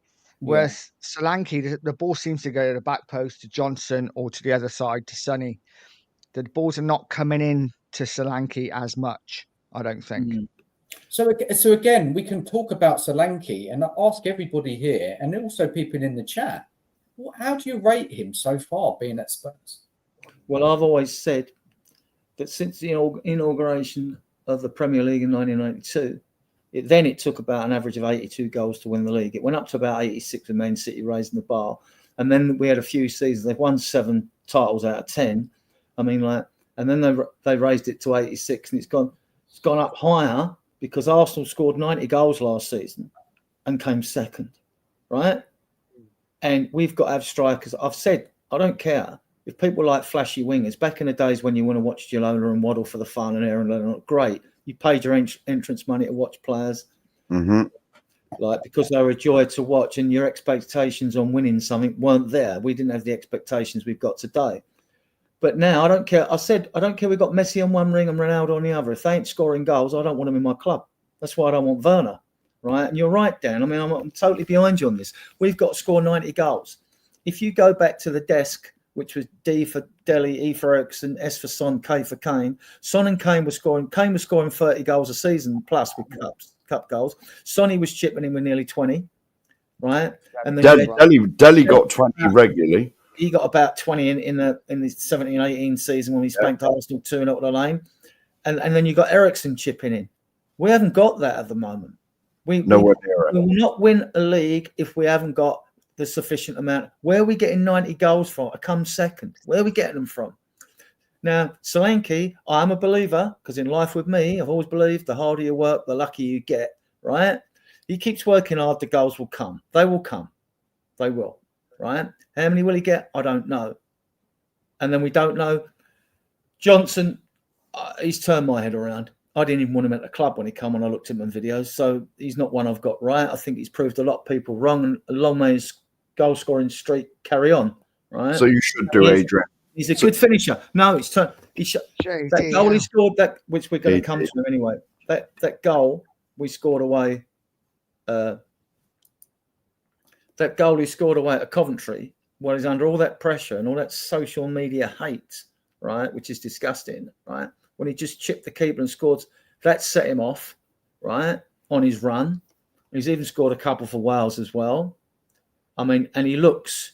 And Ange said in his press that day, he's such a good finisher. Well, Ange will have seen what we haven't seen in a training ground, won't he? Because we won't have seen. I mean, and like, if you look back, Ange gave him his debut away to Arsenal in a 2-2 draw that we should have won, right? And that's a brave decision. That is a brave decision. But back to you, Dan. Goals. We need to find the goals. We don't know if Odegaard, when he comes back, he is a dribbler, right? He will take his man on. Young Hook, he is a dribbler. He will take his man on, and he does bang goals. And I've watched videos of this kid. He looks good. Can he do it at this level? Don't know. Can Odegaard do it at this level? Well, he was highly rated. He came from the Paris Saint-Germain academy when they took him to Burnley, and Vincent Kompany raved about him. So I hope he's right. I haven't seen enough of him yet. And then Solomon, who kept Mudryk out the Shakhtar Donetsk side, who they sold to Chelsea for 100 mil or whatever it was, he banged 2 goals in for Leeds a weekend. So I mean, like in a 4-3 away at Swansea. But we don't know. The only goal scorer we know that we've got is Son. And he scores with both feet. He's the best finisher at the club, and the fan base want to get rid of him. I mean, fine, but Ange won't. I'm not going to lose no sleep over that because Ange won't, because we haven't got, we're scoring lots of goals. Great. We scored 27. If we've got, scored a third of the way through the season, league games, 27 goals. Multiply that by 3, you got 81. Not enough to win a league. Probably be good enough to get top 4. We still got a shout at top 4. Yeah. If it goes to the coefficient. This is a good point here, Adrian. Solanke pressing and work rate makes up for his goals. We are top scorers in the Premier. Yeah, I agree with that. Yeah, but Destiny, I respect your opinion, but long term, Dan's right. It's goals at the end. It's the team that scores the most amount of goals wins the league, right? You need a striker who can score. That's why Arsenal got a problem. Well, it's good for the development of this squad. It's good for the development of this squad, though, because it is it is developing. It's not, there's still holes to fill in this squad. We do need another number 9. Charlatan's made of glass. We do need a left centre. We do need a left back. I wanted Eze, but a left back's more important than Eze at this moment in time. I hope we get Gordon. I hope we get focusing too much on the forward line, guys, where there's bigger problems in other areas of the team. And when I say that, I'm not just talking about the forward line. I'm talking about the defence, our system, the whole collective of the team. Yes, we're scoring lots of goals, but we're very vulnerable at conceding. Yeah. We're dropping lots of points in the Premier League. Win one week, lose the next. Now, do you know where I'm coming from with this? I know we're talking a lot about the forward line, and yes, I do think there is issues there. But I think there's bigger problems is in the way Ange is setting up the team on a week-to-week basis, which is letting us down when it comes to the consistency of performances. Win, lose, win. That's no good. And if that carries on, we're not going to be getting anywhere. So it's a good question. Which team was it, Dan? Which team was it, Dan, that had the striking problem you said? So Arsenal, I think... Arsenal get battered everywhere they go. Arsenal get battered everywhere they go. You scared the life out of me. No, well, that's punishment for mentioning. You scared the life out of me there. That's punishment for mentioning such things. We're not allowed to mention a name then on the show. No, and there's I am all the time. I mean, like. No, and there's a couple others you can't mention either. No. Look, Arsenal, for me, going into this season, if Arsenal were going to win the league, they needed to sign a forward, Yeah. City have got Haaland, then that for me is going to be the difference. Maybe not this season now, what we've seen from City, but I think Arsenal have missed a trick there, not signing a real top goal scoring forward, 20+ goals a season. And I think that's what they need. And I think that's where they're going to fall short. Now, let's look at Liverpool this season. Who's their top goal scorer? Does anyone know? No. Salah, is it? Salah. So I would say Salah. That's Salah, isn't it? Yeah. What's he got about 8? Salah. I don't know. Come on, Dan. Huh? No pressure. I'm trying to find out who the top goal scorer is. Hold on, I'll tell you. It's got to be Salah, isn't it? I'm guessing. Salah, yeah. So he's on 10 goals. So the way it's going, he could get close to 30. Yeah.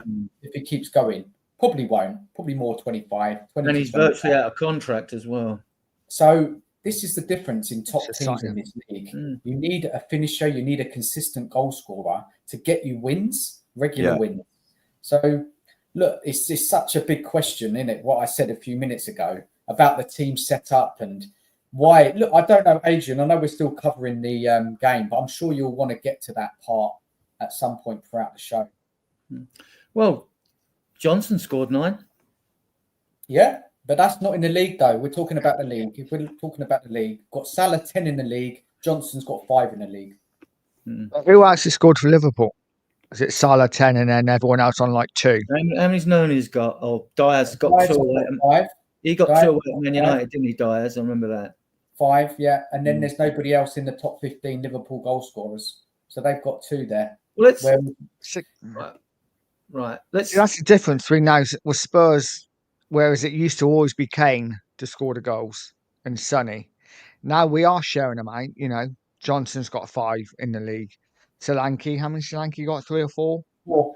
He's got 6 altogether. Sonny's got 3. You know, we got other players chipping in with goals. Madders So, must but have we a couple. scored. Well, they do. Even if you got- get them in cup competitions, it's good for a striker's confidence to score, no matter what competition you're in. You know. Look, it depends where we're going with this conversation. If we're just sticking to the league discussion, then we can do that. But if we're looking at the bigger picture, it's different, isn't it? Like, let's try and keep it to the league, because that's where Spurs have got the problem, isn't it? So let's try and compare us to other teams. But then we scored 27. We've scored the most goals in the league. We just haven't got a striker that scores them. We score them from all over the pitch, which is good. Which is what Ange wants, isn't it? Yeah. He doesn't want a striker. Right. He doesn't want a Harry Kane that's going to score 35 goals. He wants goals to be shared all over. So then we move on to the general team setup and what's failing. What's that inconsistency? That's the biggest problem. It's not just particularly the forward line. It's everything. The problem is when we win, we score 4 when we win. So we're winning 4-0, 4-1, 4 whatever. But when we lose, to me, it's not been the system that's at fault here. If you've got schoolboy defending errors, you're going to have it. If you look at Brighton away 2-0 up, right? Before everyone is onto you, doggy, which is fair enough. He faffed at the ball in the middle. But Porro, again, failed to cut out the cross, right? And then, like, you had that. And you look at the second goal, Udogie fails to cut. He's behind the player. VDV was at fault there for the second goal. Trying to blame VDV for anything as a Spurs fan, they'll be on your case like anything. They love him, right? So then, like, you look at the third goal, you can blame Bentancur for not closing the ball down on the byline. There's always preventable goals, but the cross comes in, and because Welbeck gets beside Romero, people want to. If you don't like Romero, you're going to blame him for the goal, because fans will they're not going to pick the player they don't like. If you look at away at Newcastle, the first goal was atrocious, but the second one, Dragon's not used to playing with a regular playing partner in the centre. He plays everyone on side.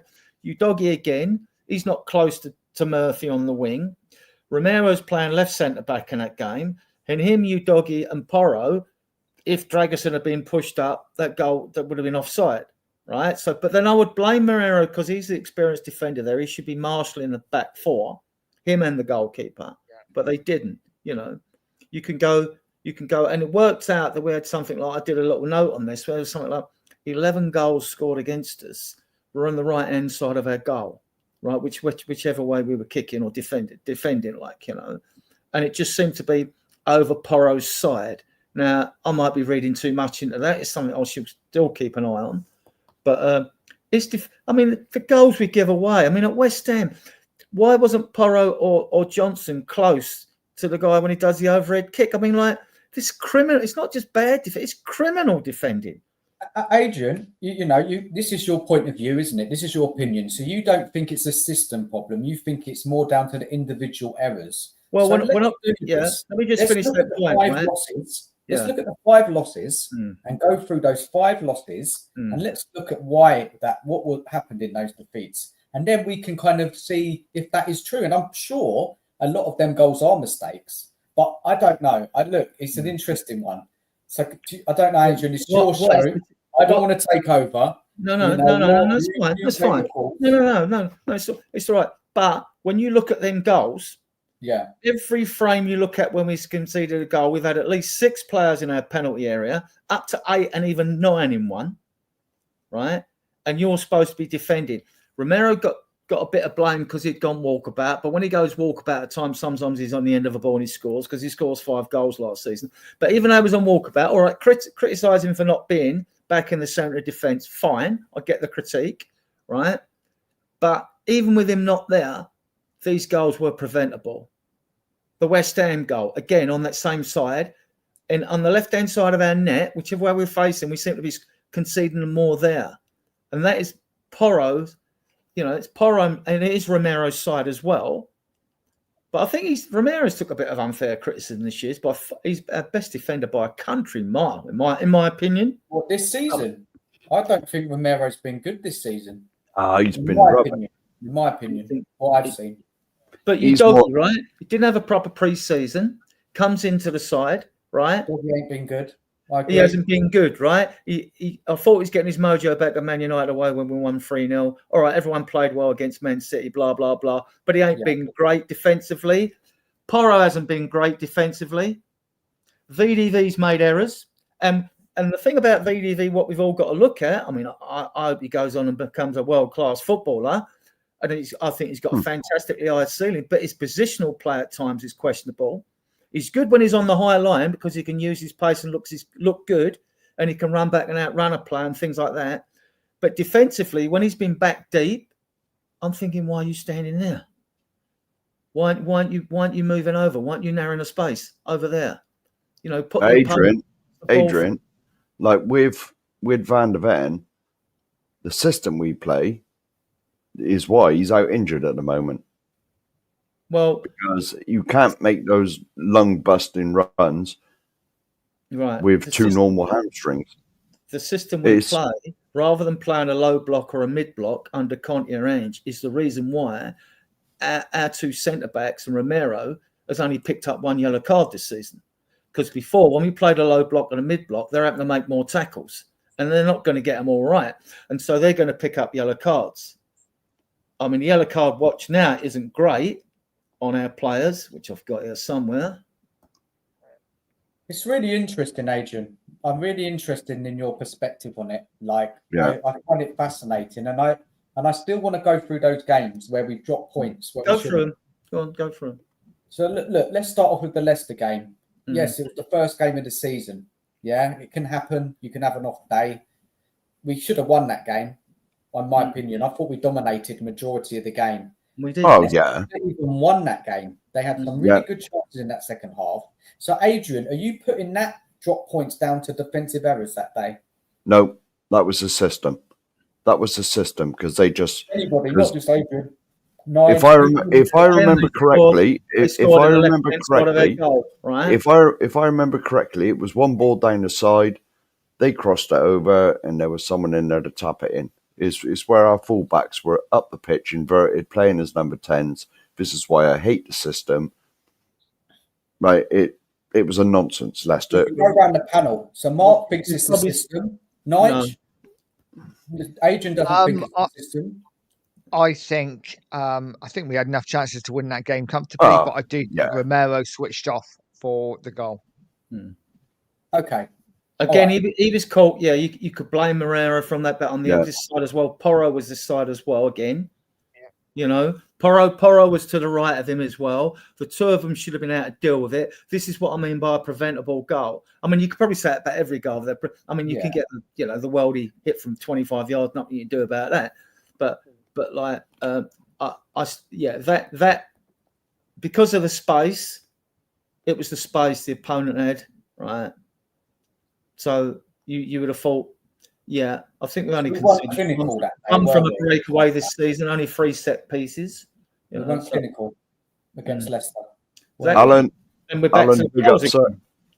Yet we've scored 27 goals and we didn't win them. And Newcastle, the first goal was absolutely Newcastle next. Again, player in a similar position to the goal that West Ham, the overhead kick that Fulham scored against us, was in a similar position in the box because they took the quick throw, didn't they, Newcastle, if I remember correctly? They caught us cold.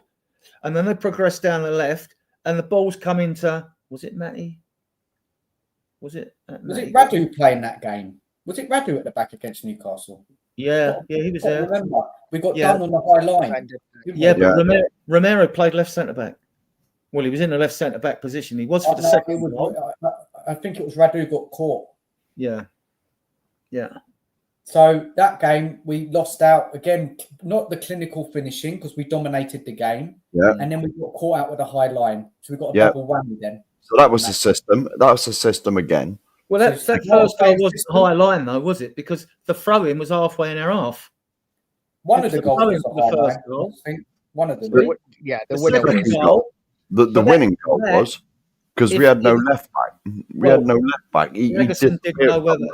Until he was new in the team, he didn't know whether to stick or twist because he's looking. He's actually more facing our goal when the ball goes. Where was your doggy when the ball got played down the left? He disappeared. You should have been on Murphy. No. But hang on a minute, Adrian. In this system, he was playing a striker, I think. So he wasn't even there. Yes, he was for the second goal. Your doggy was there near Murphy is. Yeah. But they've gone walkabout somewhere in this street. No. Let's go round. Adrian, you're saying it's not the system. Mark, you're saying it's the system. Definitely. Nige? I would say first goal was defensively poor. Second goal was definitely the system. And far too high by the halfway line. Yeah. Poor finishing. Attack was not clinical enough. Yeah. It was one of those games like it was yesterday. Final ball let us down quite often. We broke quite a few times against Newcastle and just didn't. The final ball was poor. Okay. How many goals have we conceded from the high line this season, in your opinion, then, Nige? I'd say one. Yeah, against Newcastle. Right. Look. I respect that. It's fair enough. That's a good point, Adrian. That is a good question. What about Arsenal? What was that then? Why did we lose that game? Because I think it was a game that we had 0-0 written all over it. We had half chances and all. Son. Yeah. It was always going to be one chance, one goal. We got done by set piece. I'll be honest. The Arsenal game, Arsenal played us like a fiddle. They knew what we were going to do. They knew we were going to come at them, so they just sat back, soaked it up, waited to get us. Defenders who can defend Arsenal. Of course. Yeah. Right, let's move on because we've still got to do a little bit on Fulham. Right. Substitutes in this game. Any of them catch your eye at all? Do enough for you or impress at all? No. We didn't get it resolved, Adrian. We didn't get it resolved.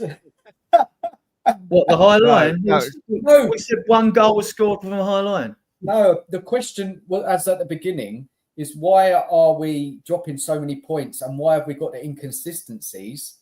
And I don't think we got to a kind of solution amongst us all. Well, poor scoreboard defending and players not being on point. I still think it's the system. Yeah. My opinion. Right, that's fair enough. Well, we'll see. Well, when we look at our goals in more games through the end of the season, we'll see if it is. I mean, I think we've got a weakness on our right-hand side. With although Johnson's scoring goals, I think the Johnson Porro, I think that's weak. That's weak. I agree. Down there. I think that's part of the reason. We've only conceded one goal from a high line, 3 from set pieces, which is better than last year. We've conceded at least 14, maybe more by the end of the season. I've counted 14 up to whatever. What happened in Palace and what happened at Ipswich? What was that? Why did we lose them games, Adrian? Well, we were poor against Ipswich all round. Yeah, this is the inconsistency with the team, and then you've got to look at. This is why I say this team ain't winning no league. It could snatch a 4th or 5th and get in the Champions League by the coefficient. There's good players. We've got a lot of good players in the squad, but the point is the squad is short. There's holes in it. We need a number 9 and we need a left back. Adrian, if we go win one, lose one, you think we're going to get top 4? Not on that basis, we won't. No. So what's going to change? What's going to change? What's Ange going to do? And what's this team going to show for us to get into that top 4? Top 6. Well, consistency. They've got to show consistency. But what's going to happen? Look what we're seeing. Ange is not changing. This is why I'm trying to get the discussion, because at the moment we're just going up and down, up and down. Yeah, we are. So, but what's going to change, Adrian? In your opinion, what's Ange going to do? He's the manager. Well, Ange has tweaked things all through the season, and it hasn't worked. It hasn't worked. The results show it. This is what. Look. We'll get onto it, Adrian. Sorry, I don't want to interrupt your show. I don't want to take over. We can get to it at the end, maybe. But it's just so interesting. The red wines. Huh? The red wine. The red wines. Sorry, Adrian. I'm consistency about what's going wrong and why we're so inconsistent. No. You're not going to get sustainability. Defenders we haven't really had a quality left back to cover for Udoggy's inconsistency, right? At right back, we don't even know if Spence is the answer, and we know he's good going forward. Can he defend? I don't know if he can defend properly. I haven't seen enough of him. He looks good going. He's got technique and everything. So Gray's not going to play there. So you've got those two, basically. I mean, unless he throws Gray over there. Gray will be solid. At least he's proved he can defend. All anywhere in the back line, he's proved himself, right? You haven't got it there. We mentioned earlier about what has been the inconsistency with Maddison and Bentancur or others, and up front as well, the inconsistencies. Whether Slank is going. So you've pinpointed errors which the team have got to work on, the coaches have got to work on, and Ange. I mean, they have to become more consistent. How do they become that? Well, you work harder on the training field. You have to work much harder on the training field on your weaknesses. You have to work. Players have to be more responsible on the pitch. I mean, a lot of times I'm thinking, where's the intelligent awareness of some of these players? I mean, they're good players. So if you're not on point, I don't care what system you play. It doesn't make any difference whatsoever. That's just my opinion. If it's a system, Adrian, that's totally fine, man. You know football. You've watched it a long time. And I respect what you're saying. Totally. I have a different view, and I'm sure Nigel and Mark have as well. Look, why in that Roma game, why I think that was on Ange why we dropped points in that game, in my opinion. I think Ange should have adjusted the team, sat back a bit more, stop bloody playing it out from the back, hit it long, hold on to the 2-1 and get the 3 points. Because we're in a bit of a precarious position now. Like, Adrian, you sound very confident that we're going to qualify still. I'm not going to lose no sleep over those last 3 games. We will, but we've put ourselves in an unnecessary position in that group now because Ange didn't tighten up the team to just get us over the line. And this is an ongoing theme throughout the season. If you look at the Premier League, if you look at, possibly the Carabao Cup, with the decisions he's made, with the teams he started. What I'm trying to get at here is Ange is letting us down week to week. And he's the manager, and it's on him. He hasn't let us down week to week. He has got things wrong. We've critiqued his management style and his substitutions in games. He got everything perfect against Man City. Yeah, but then what's the point if you lose to Ipswich and Palace? Yesterday's game, I was there. I was crying out to stiffen the midfield earlier than he made his substitutions, right? So we talked about it, right? I wanted the midfield stiffened because, they had a fair. I don't know what the stats for the game, but they had a fair chunk of the game for an away team coming to our fortress, right? But I mean, I wanted to see Basuma come on, fun enough, because he can hold the ball well and he's pretty good at beating the press when he's on song, right? And it's the same with Maddison. I mean, we've looked. It's not the system so much. If you've got players that are inconsistent throughout the game, Maddison plays in that position all the time. He's always played roughly there and wandered across the pitch. If he's not on song, hook him, right? And then if you don't play him next game, you don't play him. But, I mean, when you've got Porro making defensive errors and you Doggy at the back making defensive errors, and even VDV's made errors, or even Romero, I just think, you're putting yourself at great risk. And when them goals, especially when them goals have been scored, when it had nothing to do with the system, when we've had so many people in our penalty area, go and take a screenshot of the goals we conceded and look how many bodies we had back at this particular time. Mm-hmm. So that now I'm looking at coaches as well as Ange. We've got 6 first-team coaches. You've got Rob Birch is a goalkeeping coach. We brought in Nick Montgomery and Sergio Romando from Australia had success out there. They were managed Hibernian together, and they managed the Scottish under-21s. They're highly rated. Then you got Milo Jelinek, he came from Villa, and you got the two ex-Spurs players, Ryan Mason and Matty Wells. There's 5 first-team coaches and the goalkeeping coach, Rob Burks. They should be sorting this out. Like you said earlier, we have been better defending set pieces, so something's done well. But we're far from the finished product. Look, Adrian, what's interesting, Adrian, is that we've scored 27 goals and we've only conceded 13, which is not bad. But the results, win one week, lose the next. That's the issue. And I think Ange, if he just adjusted more and took more responsibility in certain matches, we could have an extra 6-7 points. And that would put us close to Liverpool. And how would you adjust it then, Dan?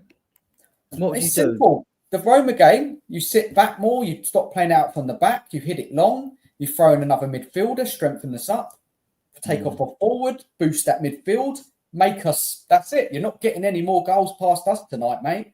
You know, that's the Roma one. We can go back and look at the others. People say Ange is stubborn. We all know, 4 of us know, Ange is not changing for no one, even if he dies on his sword. And this is where we're not going to go anywhere. We're not going to go anywhere. If he doesn't adjust in managing this team to improve. You don't know that. If we pick up some silverware this season, then he will be going somewhere. Look, and then I'll hold my hand up. Right? If we do that, I'll hold my hand up. But the thing is, he's not going to look. I'm with him on this. I'm Ange in on this one because I don't want to keep rinse and repeating managers. We're getting nowhere otherwise. We'll be back in the same situation in another season's time. That happens, right? But you've got Ange. He's got his philosophy, and I've said it about every manager that comes. Stick to your beliefs. Stick to your beliefs. If he believes this is the way forward, and I'm loving the football, it's exciting. No one can deny that, right? I'm loving the football. Stick to your beliefs. We haven't got the players to deliver his system. We haven't got them. We don't sign top players. We're not like Man City, who can play like we do and deliver week in, week out because they've got the best players. We don't. So we're always going to fall short. There's not enough squad quality in every position. That is the point. That's right. Which we've talked about. Like we need a number 9 and we need a left back, right? Will we get those in January? Well, I hope we get the left back. I hope it's Dorgu from Lecce. I really do. But we'll see. I'll look at others. I'm sure. Left back is a big problem. Yeah. Left back is a big problem. And we need to sort the right back problem out as well. Because I think the midfield pairings the centre back pairings, whichever ones we use, I think they'll come good anyway. Look, I don't want to get too caught up in this. Like, I know how I feel, and I don't want to. It's not for me to persuade you, Adrian, or anybody else in the chat, Nigel, Mark. My position is, I don't know if you've listened to me on YouTube or you've seen any of my videos. I've got my opinion, and I'm standing by that right now. So look, let's just, Adrian. I don't want to. Let's go back. No, we move on. We move on now to the substitutes. I think it's best because we'll get caught up all night. Mark, did any of the substitutes catch your eye? Was you happy with them? Bergvall, he did all right. I got high hopes for him. I forget who come on. Who did come on? Werner. Oh, well, Christ, Werner's Werner, and he just will not mention him. Bloody hell. No, he shouldn't be here. And see, this is another thing I blame. Not only has Ange let me down in our so-called Ange Balls system, he signed Werner twice. Oh, which is an immediate red flag for me. I don't think many Spurs fans are big fans of Werner. Yeah, so... What about Maddison when he came on? I didn't really notice him, so he must have been all right. He didn't really do anything, did he? Basuma? Well, to be honest, by the time all them substitutes come on, Roma was running all over us in the midfield. And so, because Roma seemed to just take control of the midfield. This is where I agree with Dan. Like, you should have made...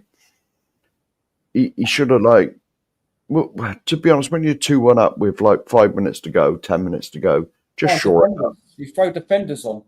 Yeah, just shore it up. Just waste time. We all see what all the rest of the teams do. They'll keep it in the corner, kick it out off a defender for a corner or throw it. Just run the clock down, but not constantly want to play it from the back and play this so-called whatever it is, Ange ball nonsense, and we got punished. Well, You know, Spence was ineligible. well, yeah. So I mean, on the bench, you only had Malachi Hardy and Mason King. Well, there's another red flag against Ange straight away is that you never put Spence in. That's another red flag to me.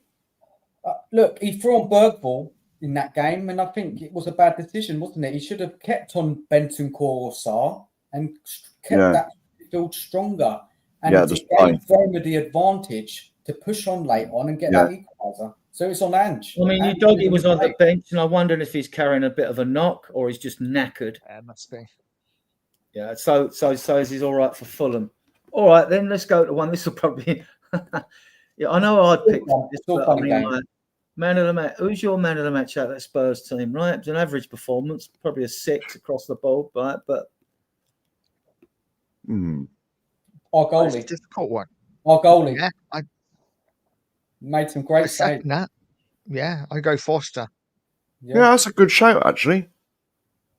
I'm surprised I'm surprised you missed your man Davies out of this, Mark. He didn't get us a clean sheet. He didn't keep the goals. No. Well, in all fairness, nor did Forster. But yeah, good point, Adrian. Yeah, but to be honest, for like a tree, what everyone calls him, he made some, especially that one that was nearly past him. He got down real quick to that. Look, I was, you know what I mean? In the week. Yeah. You know, I got to apologise to him because he did put on. Well, yeah, because there was a lot of people saying before, like, if he dived like 10 minutes before it kicked off, he might get there when they shoot. You know what I mean? But like, no, I quite agree. I'll give it to Foster. You wouldn't want him in a penalty shootout, but no. Against Fulham away, and when we lost that game at the extra time. But I remember when he played for Southampton, he come to us. I mean, like, he saved everything. He's not as bad as some fans would. He's not a bad goalkeeper. He's not fantastic, but he's not bad. No, it's just the same. It's just the same as it has been for years at Tottenham. When one of your main players is out, the drop down to the reserve player for your position is massive. We haven't got two that are very similar. You know, like, it's like, no, if he's still in the chat, he was in the chat. Brian Daigle, he summed it up perfectly on a stream. When Hugo was here, we had no one for that 10 years that challenged him. No, not even Gazzaniga. No, you know, so whenever he was out, there was, or even when he was fully fit, there was no one keeping him on his toes to say, right, if you're not 1,000,000%, I'm having your shirt. You know, because unless Hugo got injured, Gazzaniga, whoever else we had there as a number 2 was not coming in. You know, so Hugo declined, especially the last few years. Year on year, he was declining, but we had no one to take his place. And it's the same all over our team. It's been like that for years. Planning in the summer. Poor squad planning. We should have had a keeper there to compete with the Carvio, not just to back up. Someone who can challenge him. Exactly. We didn't do nowhere near enough work in the summer transfer window. Nowhere near enough work. I wanted Eze and a left back, knowing that the left back, although as much as I like Eze as a footballer, knowing that the left back was the more important to get in. But it has to be. I mean, if it isn't a priority in January, I don't know what, right? And Adrian, I know. Can you get up the league to the Europa League table, Mark? Can you get that back up now? Sorry, Adrian. Say something. I know I put a lot of it on Ange. I'll find it again. I also put a lot of it on our transfers in the summer. I do not think the board, the recruitment team supported Ange enough to give him what he needed to get this team more consistent. I do think there's part of that. We didn't spend what we could in that summer transfer window. Since the stadium opened in 2019, up until before Ange come, we spent, now it depends on which reports. I always go to Kieran Maguire, the Brighton supporter who lectures on football finance at Liverpool University. He's good, right? And it was something like 600 to 685 million we spent on 29 players. Don't laugh, right? They're probably all £10 million players or whatever it is, right? So even if it was only 600, that's 120 million a season, right?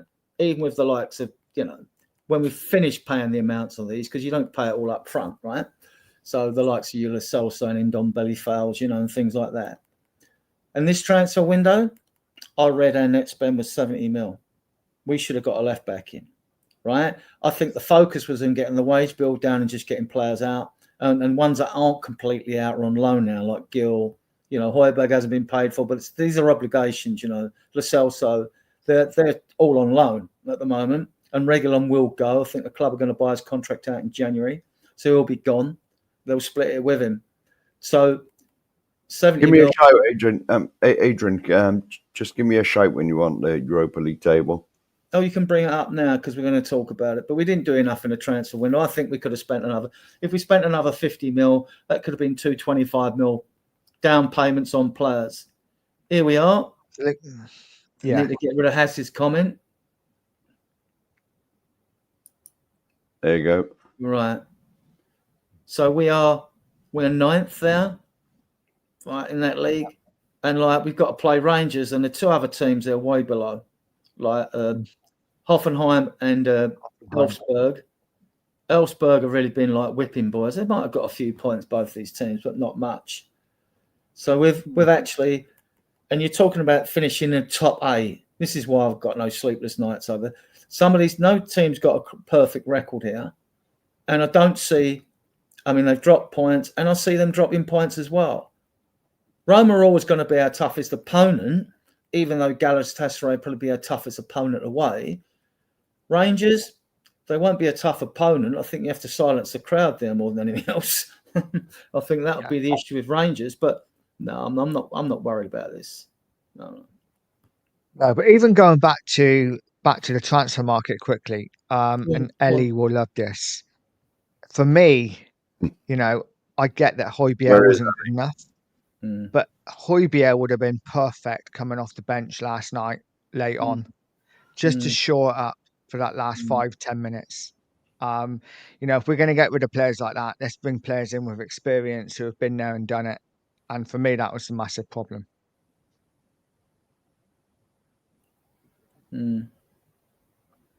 Yeah, we should move it quicker through the back four. Earlier, I'm in agreement. We should get it to the midfielders quicker, or down to the winger if the wingers come back to receive the ball. No, I agree with that. Sometimes we cause problems for ourselves by being slow and working our way into a cul-de-sac, and it's difficult to get rid of the ball. I know why we do it. I know it's because it's possession based. We know why we do it. Right, have you seen enough of this now, Adrian?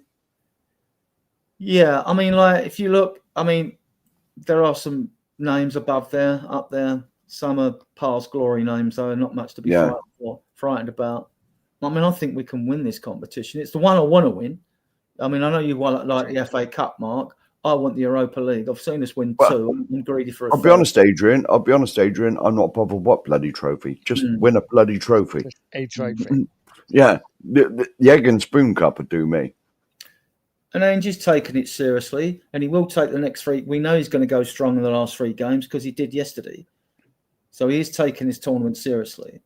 And look, if you win it, you get playoff in the Champions League, or you go straight in the Champions League. I'm not straight in the Champions League, Adrian. Straight in. Other than that, you've got to get 4th or 5th if the coefficient goes well for English clubs in Europe, like it started well, right? If the coefficient's good, there'll be a 5th spot for Champions League. So, Ben Davies was more man of the match. No. That's the good thing about this season is that as many games as we've lost, everyone is inconsistent bar Liverpool. So it is still wide open. And this is why it's frustrating. This is why it's frustrating, because there's a massive opportunity this season. If Ange can pull it together, then we've got a great chance. But I just don't think we will. The XG yesterday was mental for Spurs, right? It was mental. It's 4 points something or other, really high. And when people say to me, "Oh yeah, but we've got to play Chelsea twice, we've got to play Liverpool twice, we've got to play Man United again," I'm thinking, hang about. See, to me, I look at it this way: if you're creating enough chances in a game, right? If we create chances, some of the games we've lost against Liverpool, Chelsea, and all that, we're going to beat them. I fancy us against any team at the Lane. I know we were poor yesterday, we were substandard, just a bit below par even yesterday. right? But I don't do all this 5 games ahead stuff. I'm just one at a time and see how we're going. Like, you know, We've lost a lot of games, Adrian. Most than all the teams in the top half of the table. Yeah, We've lost 5 games, won 6. yeah. Now, if that rate continues throughout the season, it will leave us mid-table-ish. Ninth, No? 10th. Yeah. If that continues. Well, is that where you see us finishing? At the moment, yeah, because that's what the form Yeah. guide's telling us. Yeah. 7%. I'm just more Get 2 wins optimistic. in a I'm row. naturally optimistic We can't anyway. So, We like, can't win 2 wins. Yeah. We can't get 2 wins in a row, and we haven't done it for a while. It's win, that will loss, happen. win, That'll loss. come. I hope it does. If we've got Fulham. Well, we'll talk about Fulham now. Then, yeah. Let's move down to my banners. Right. All right, just put up the remaining games for this is us remaining games. We're away to Rangers 12th of December. That's after we played Chelsea on the 8th. Mark was probably going to hit that brain thing now. I mentioned Chelsea. No. You're immune to this. It's just guests that get that. So we got Rangers away after the Chelsea game on Sunday week. Hoffenheim away. They're sort of, and Elfsberg are actually the worst team, right? One of the worst teams in this competition. Hoffenheim. They're Swedish or Danish? Swedish. Hoffenheim German, but they're not going great either. And I don't know. I assume Rangers are either first or second in the Premier League because that's what they simply permanently be. A Celtic top, I suppose they are. Hoffenheim are 13th doing in well, the aren't they? German league. They are Hoffenheim 13th in the German league. They've they're not doing great. Right. We'll have a little chat about this. Preview Spurs versus Fulham. It's Sunday, the 1st of December. Kickoff is at 1:30, people. Just remember, it's a very early game for us. It's not on Sky either. So you stream it. other ways are available. Right. What, you want the link? I ain't got it. It's not on telly, is it? I can sort that out for you. Yeah, send him Total Sport X. Send him that one. But you're not allowed to mention such things. Send it to me too. Yeah. Well, I'll send it to both of you. Send it to both of you, right? You have to mess about, get rid of all the ads all the time, and don't download nothing when you go. No, yeah. I'll explain this to you backstage. Right, before we go into predicted lineup, we'll go into this. Spurs have lost just one of their last 14 games at home to Fulham. If you like omens, 1-10, drawn 3. And the last loss was in March 2013. We lost 1-0. So we've got a very good record against them. Now, the table. So let's move this off. As you can see, our goal difference is plus 14. Only Liverpool got a better one. Fulham have conceded. Where are we? Down here. You might be able to see that, Adrian. They've got a level. Hang on a minute. Let me put what's the name on it? Make it larger. Fulham are 9th. They're 1 point behind us.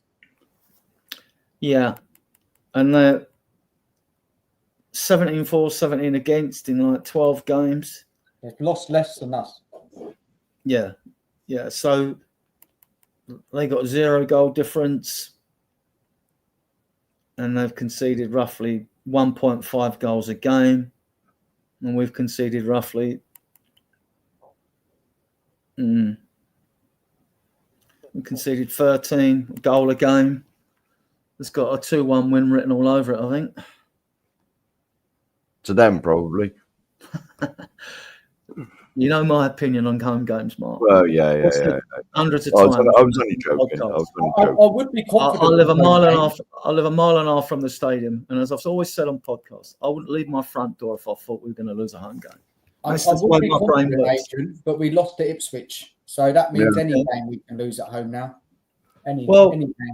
If you look back, Ipswich are one of those teams. Like when I give that little omen up early, if you like omens, our record actually against Ipswich before is not good. They're just one of them teams.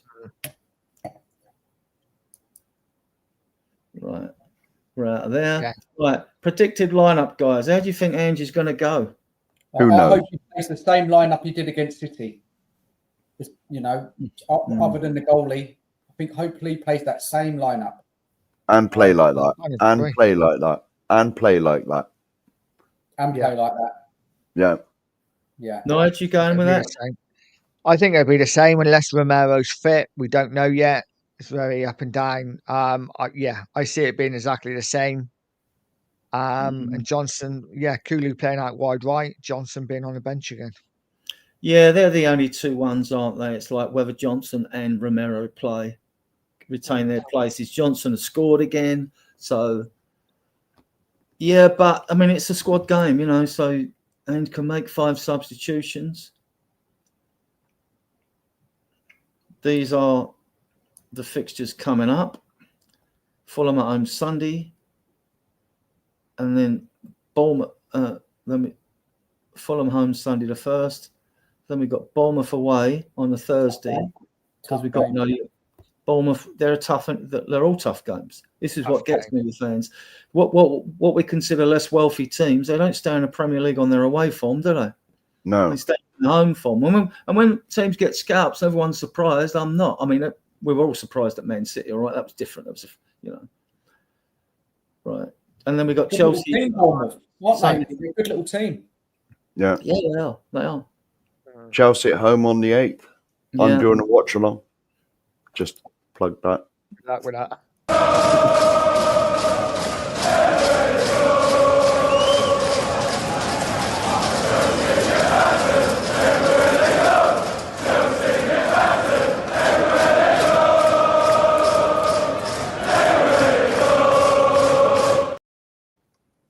Yeah. Oh, you never played it till the end, Adrian. You got to big up that girl at the end. Oh, what you want to? Oh, yeah, she's brilliant.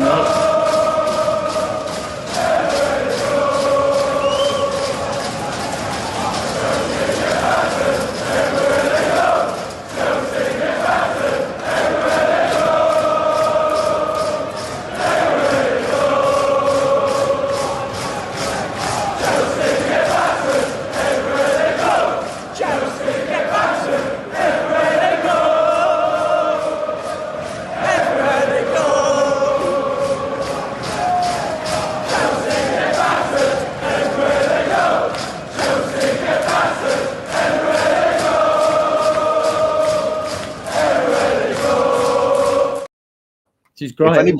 If anybody knows that girl, we get her on the show. Yeah. Please, can you let us know and we'll get her on the show. We cannot lose to Chelsea, guys. We cannot lose to Chelsea again this season. No.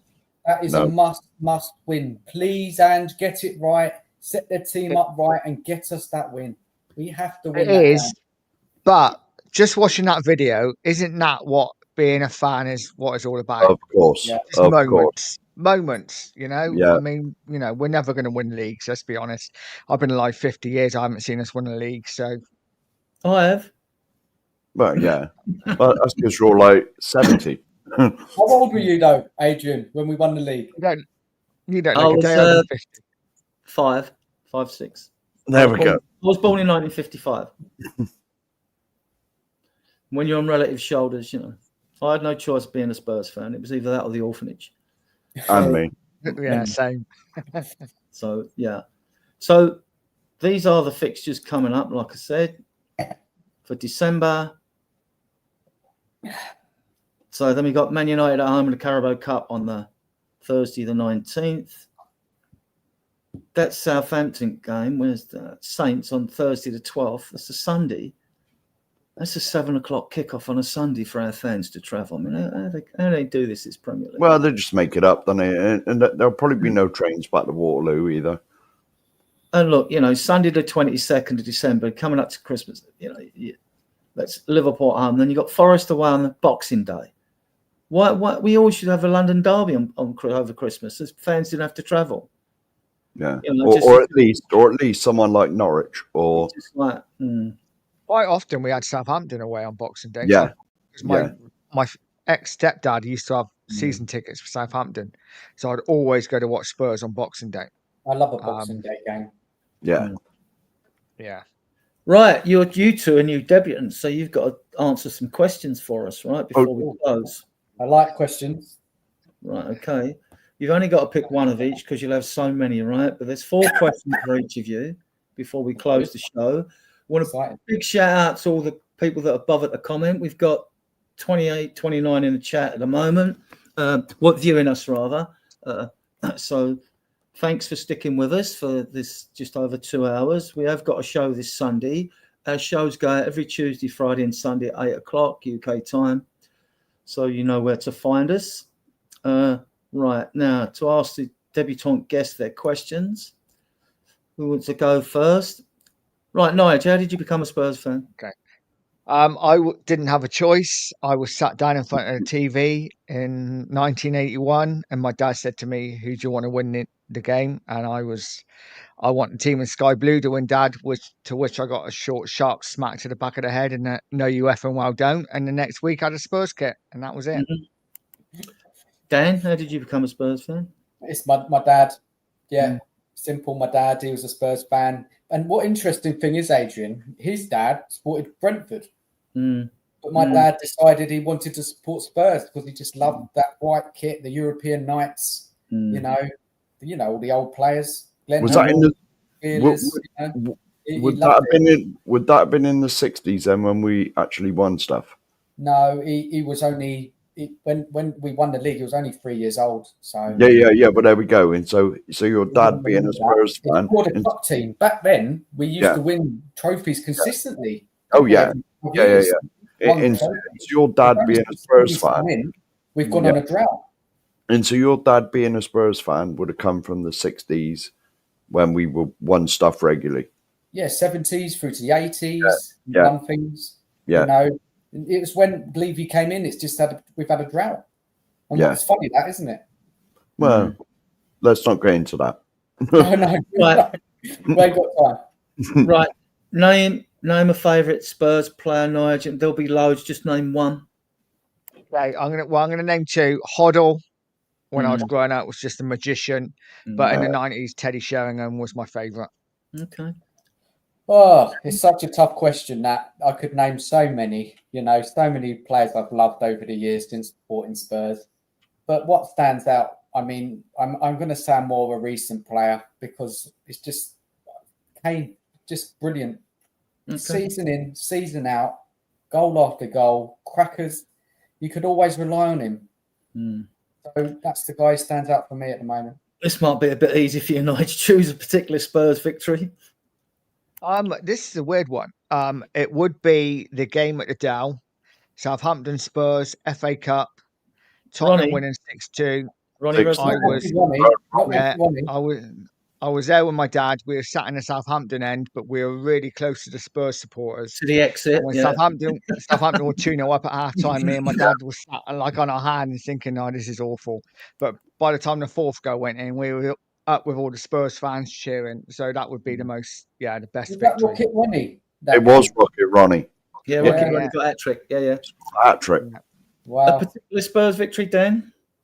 Well, the game against City comes to mind because that's fresh. That was a fantastic victory. Amazing. We was having a chat. Yeah, we was having a chat. Even though I can't believe it, and I'm shocked and surprised that we could do that. But what a win! What a win! They haven't lost there in 2 seasons. Yeah, 52 games or so, and to win at arguably the best team in Europe, who are not in the best form, admittedly, right? Yeah. To win their foot and keep a clean sheet.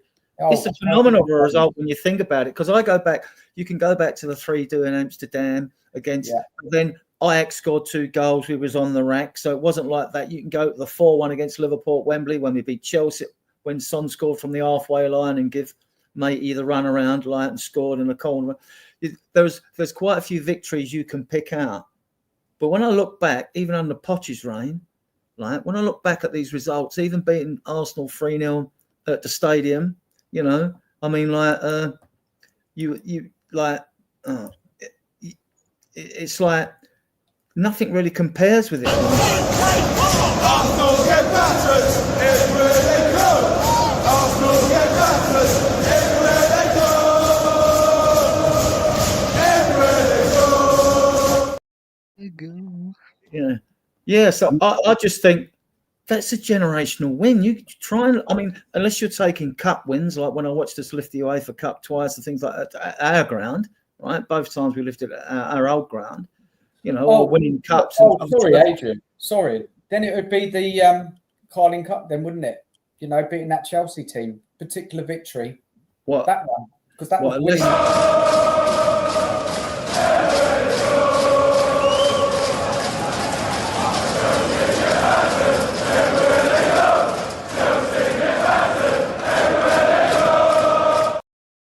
My abiding memory of that is Keane biting his fingernails when the referee's going to blow the whistle in the stand. When Robbie Keane was biting his nails on that one. I've changed my mind. I'm choosing that one, Adrian and Mark. Right. I'm choosing that one because Okay. that was the last trophy we won, and what a day. Right, you'll have loads, but pick a special Spurs goal. Anyone, Nige? Okay, I've got two quickly. One, Gascoigne semi-final against Arsenal, the free kick. Of course. Two, Lucas Moura, the winner against Ajax. The only Spurs goal that's ever made me cry, and I didn't mean to cry. It just happened. Admitted it on here. Yeah, Fair enough, I never thought we'd reach the Champions League final. And it was okay. I think many fans cried that night. I think I shed a tear. I definitely did. Yeah. What a moment. I think we all did. It's something that I never thought I'd ever see. Yeah, what a moment. Dan, special Spurs goal, just one. Oh, that one it's got to be that one, isn't it? Getting into that final. What a moment. And the way we did it, the way we came back. Oh, what a night. I mean, I've seen so many. I mean, like I could go through so many of Oddle's goals. The one against Watford, though, when he'd done the Cruyff, dragged the ball back and chipped the keeper, that was something special. But it was a special goal. So, Mark, have we finished with the chat? There was a few, but like you started asking the questions, I think. We've got 25 watching us, which is good. Thank you for watching us, guys. Yeah. If you like their content, please give the video the thumbs up. Just one quick thing, right? Can you please? I put it in the chat. Can you please subscribe to Nige, and can you please subscribe to Dan? Thank you very much for both coming on. We will get you back. We'll press gang you. We'll get you back. If you could please subscribe to both of these, that'd be much appreciated. Right. No, I've enjoyed myself tonight. I've been really have, guys. It was really good chat. We'll see you in the back room in a second. Then I'm going to have my first drink of the evening, right? Okay, so we. And as always, no, Brian, tell me off. Yeah.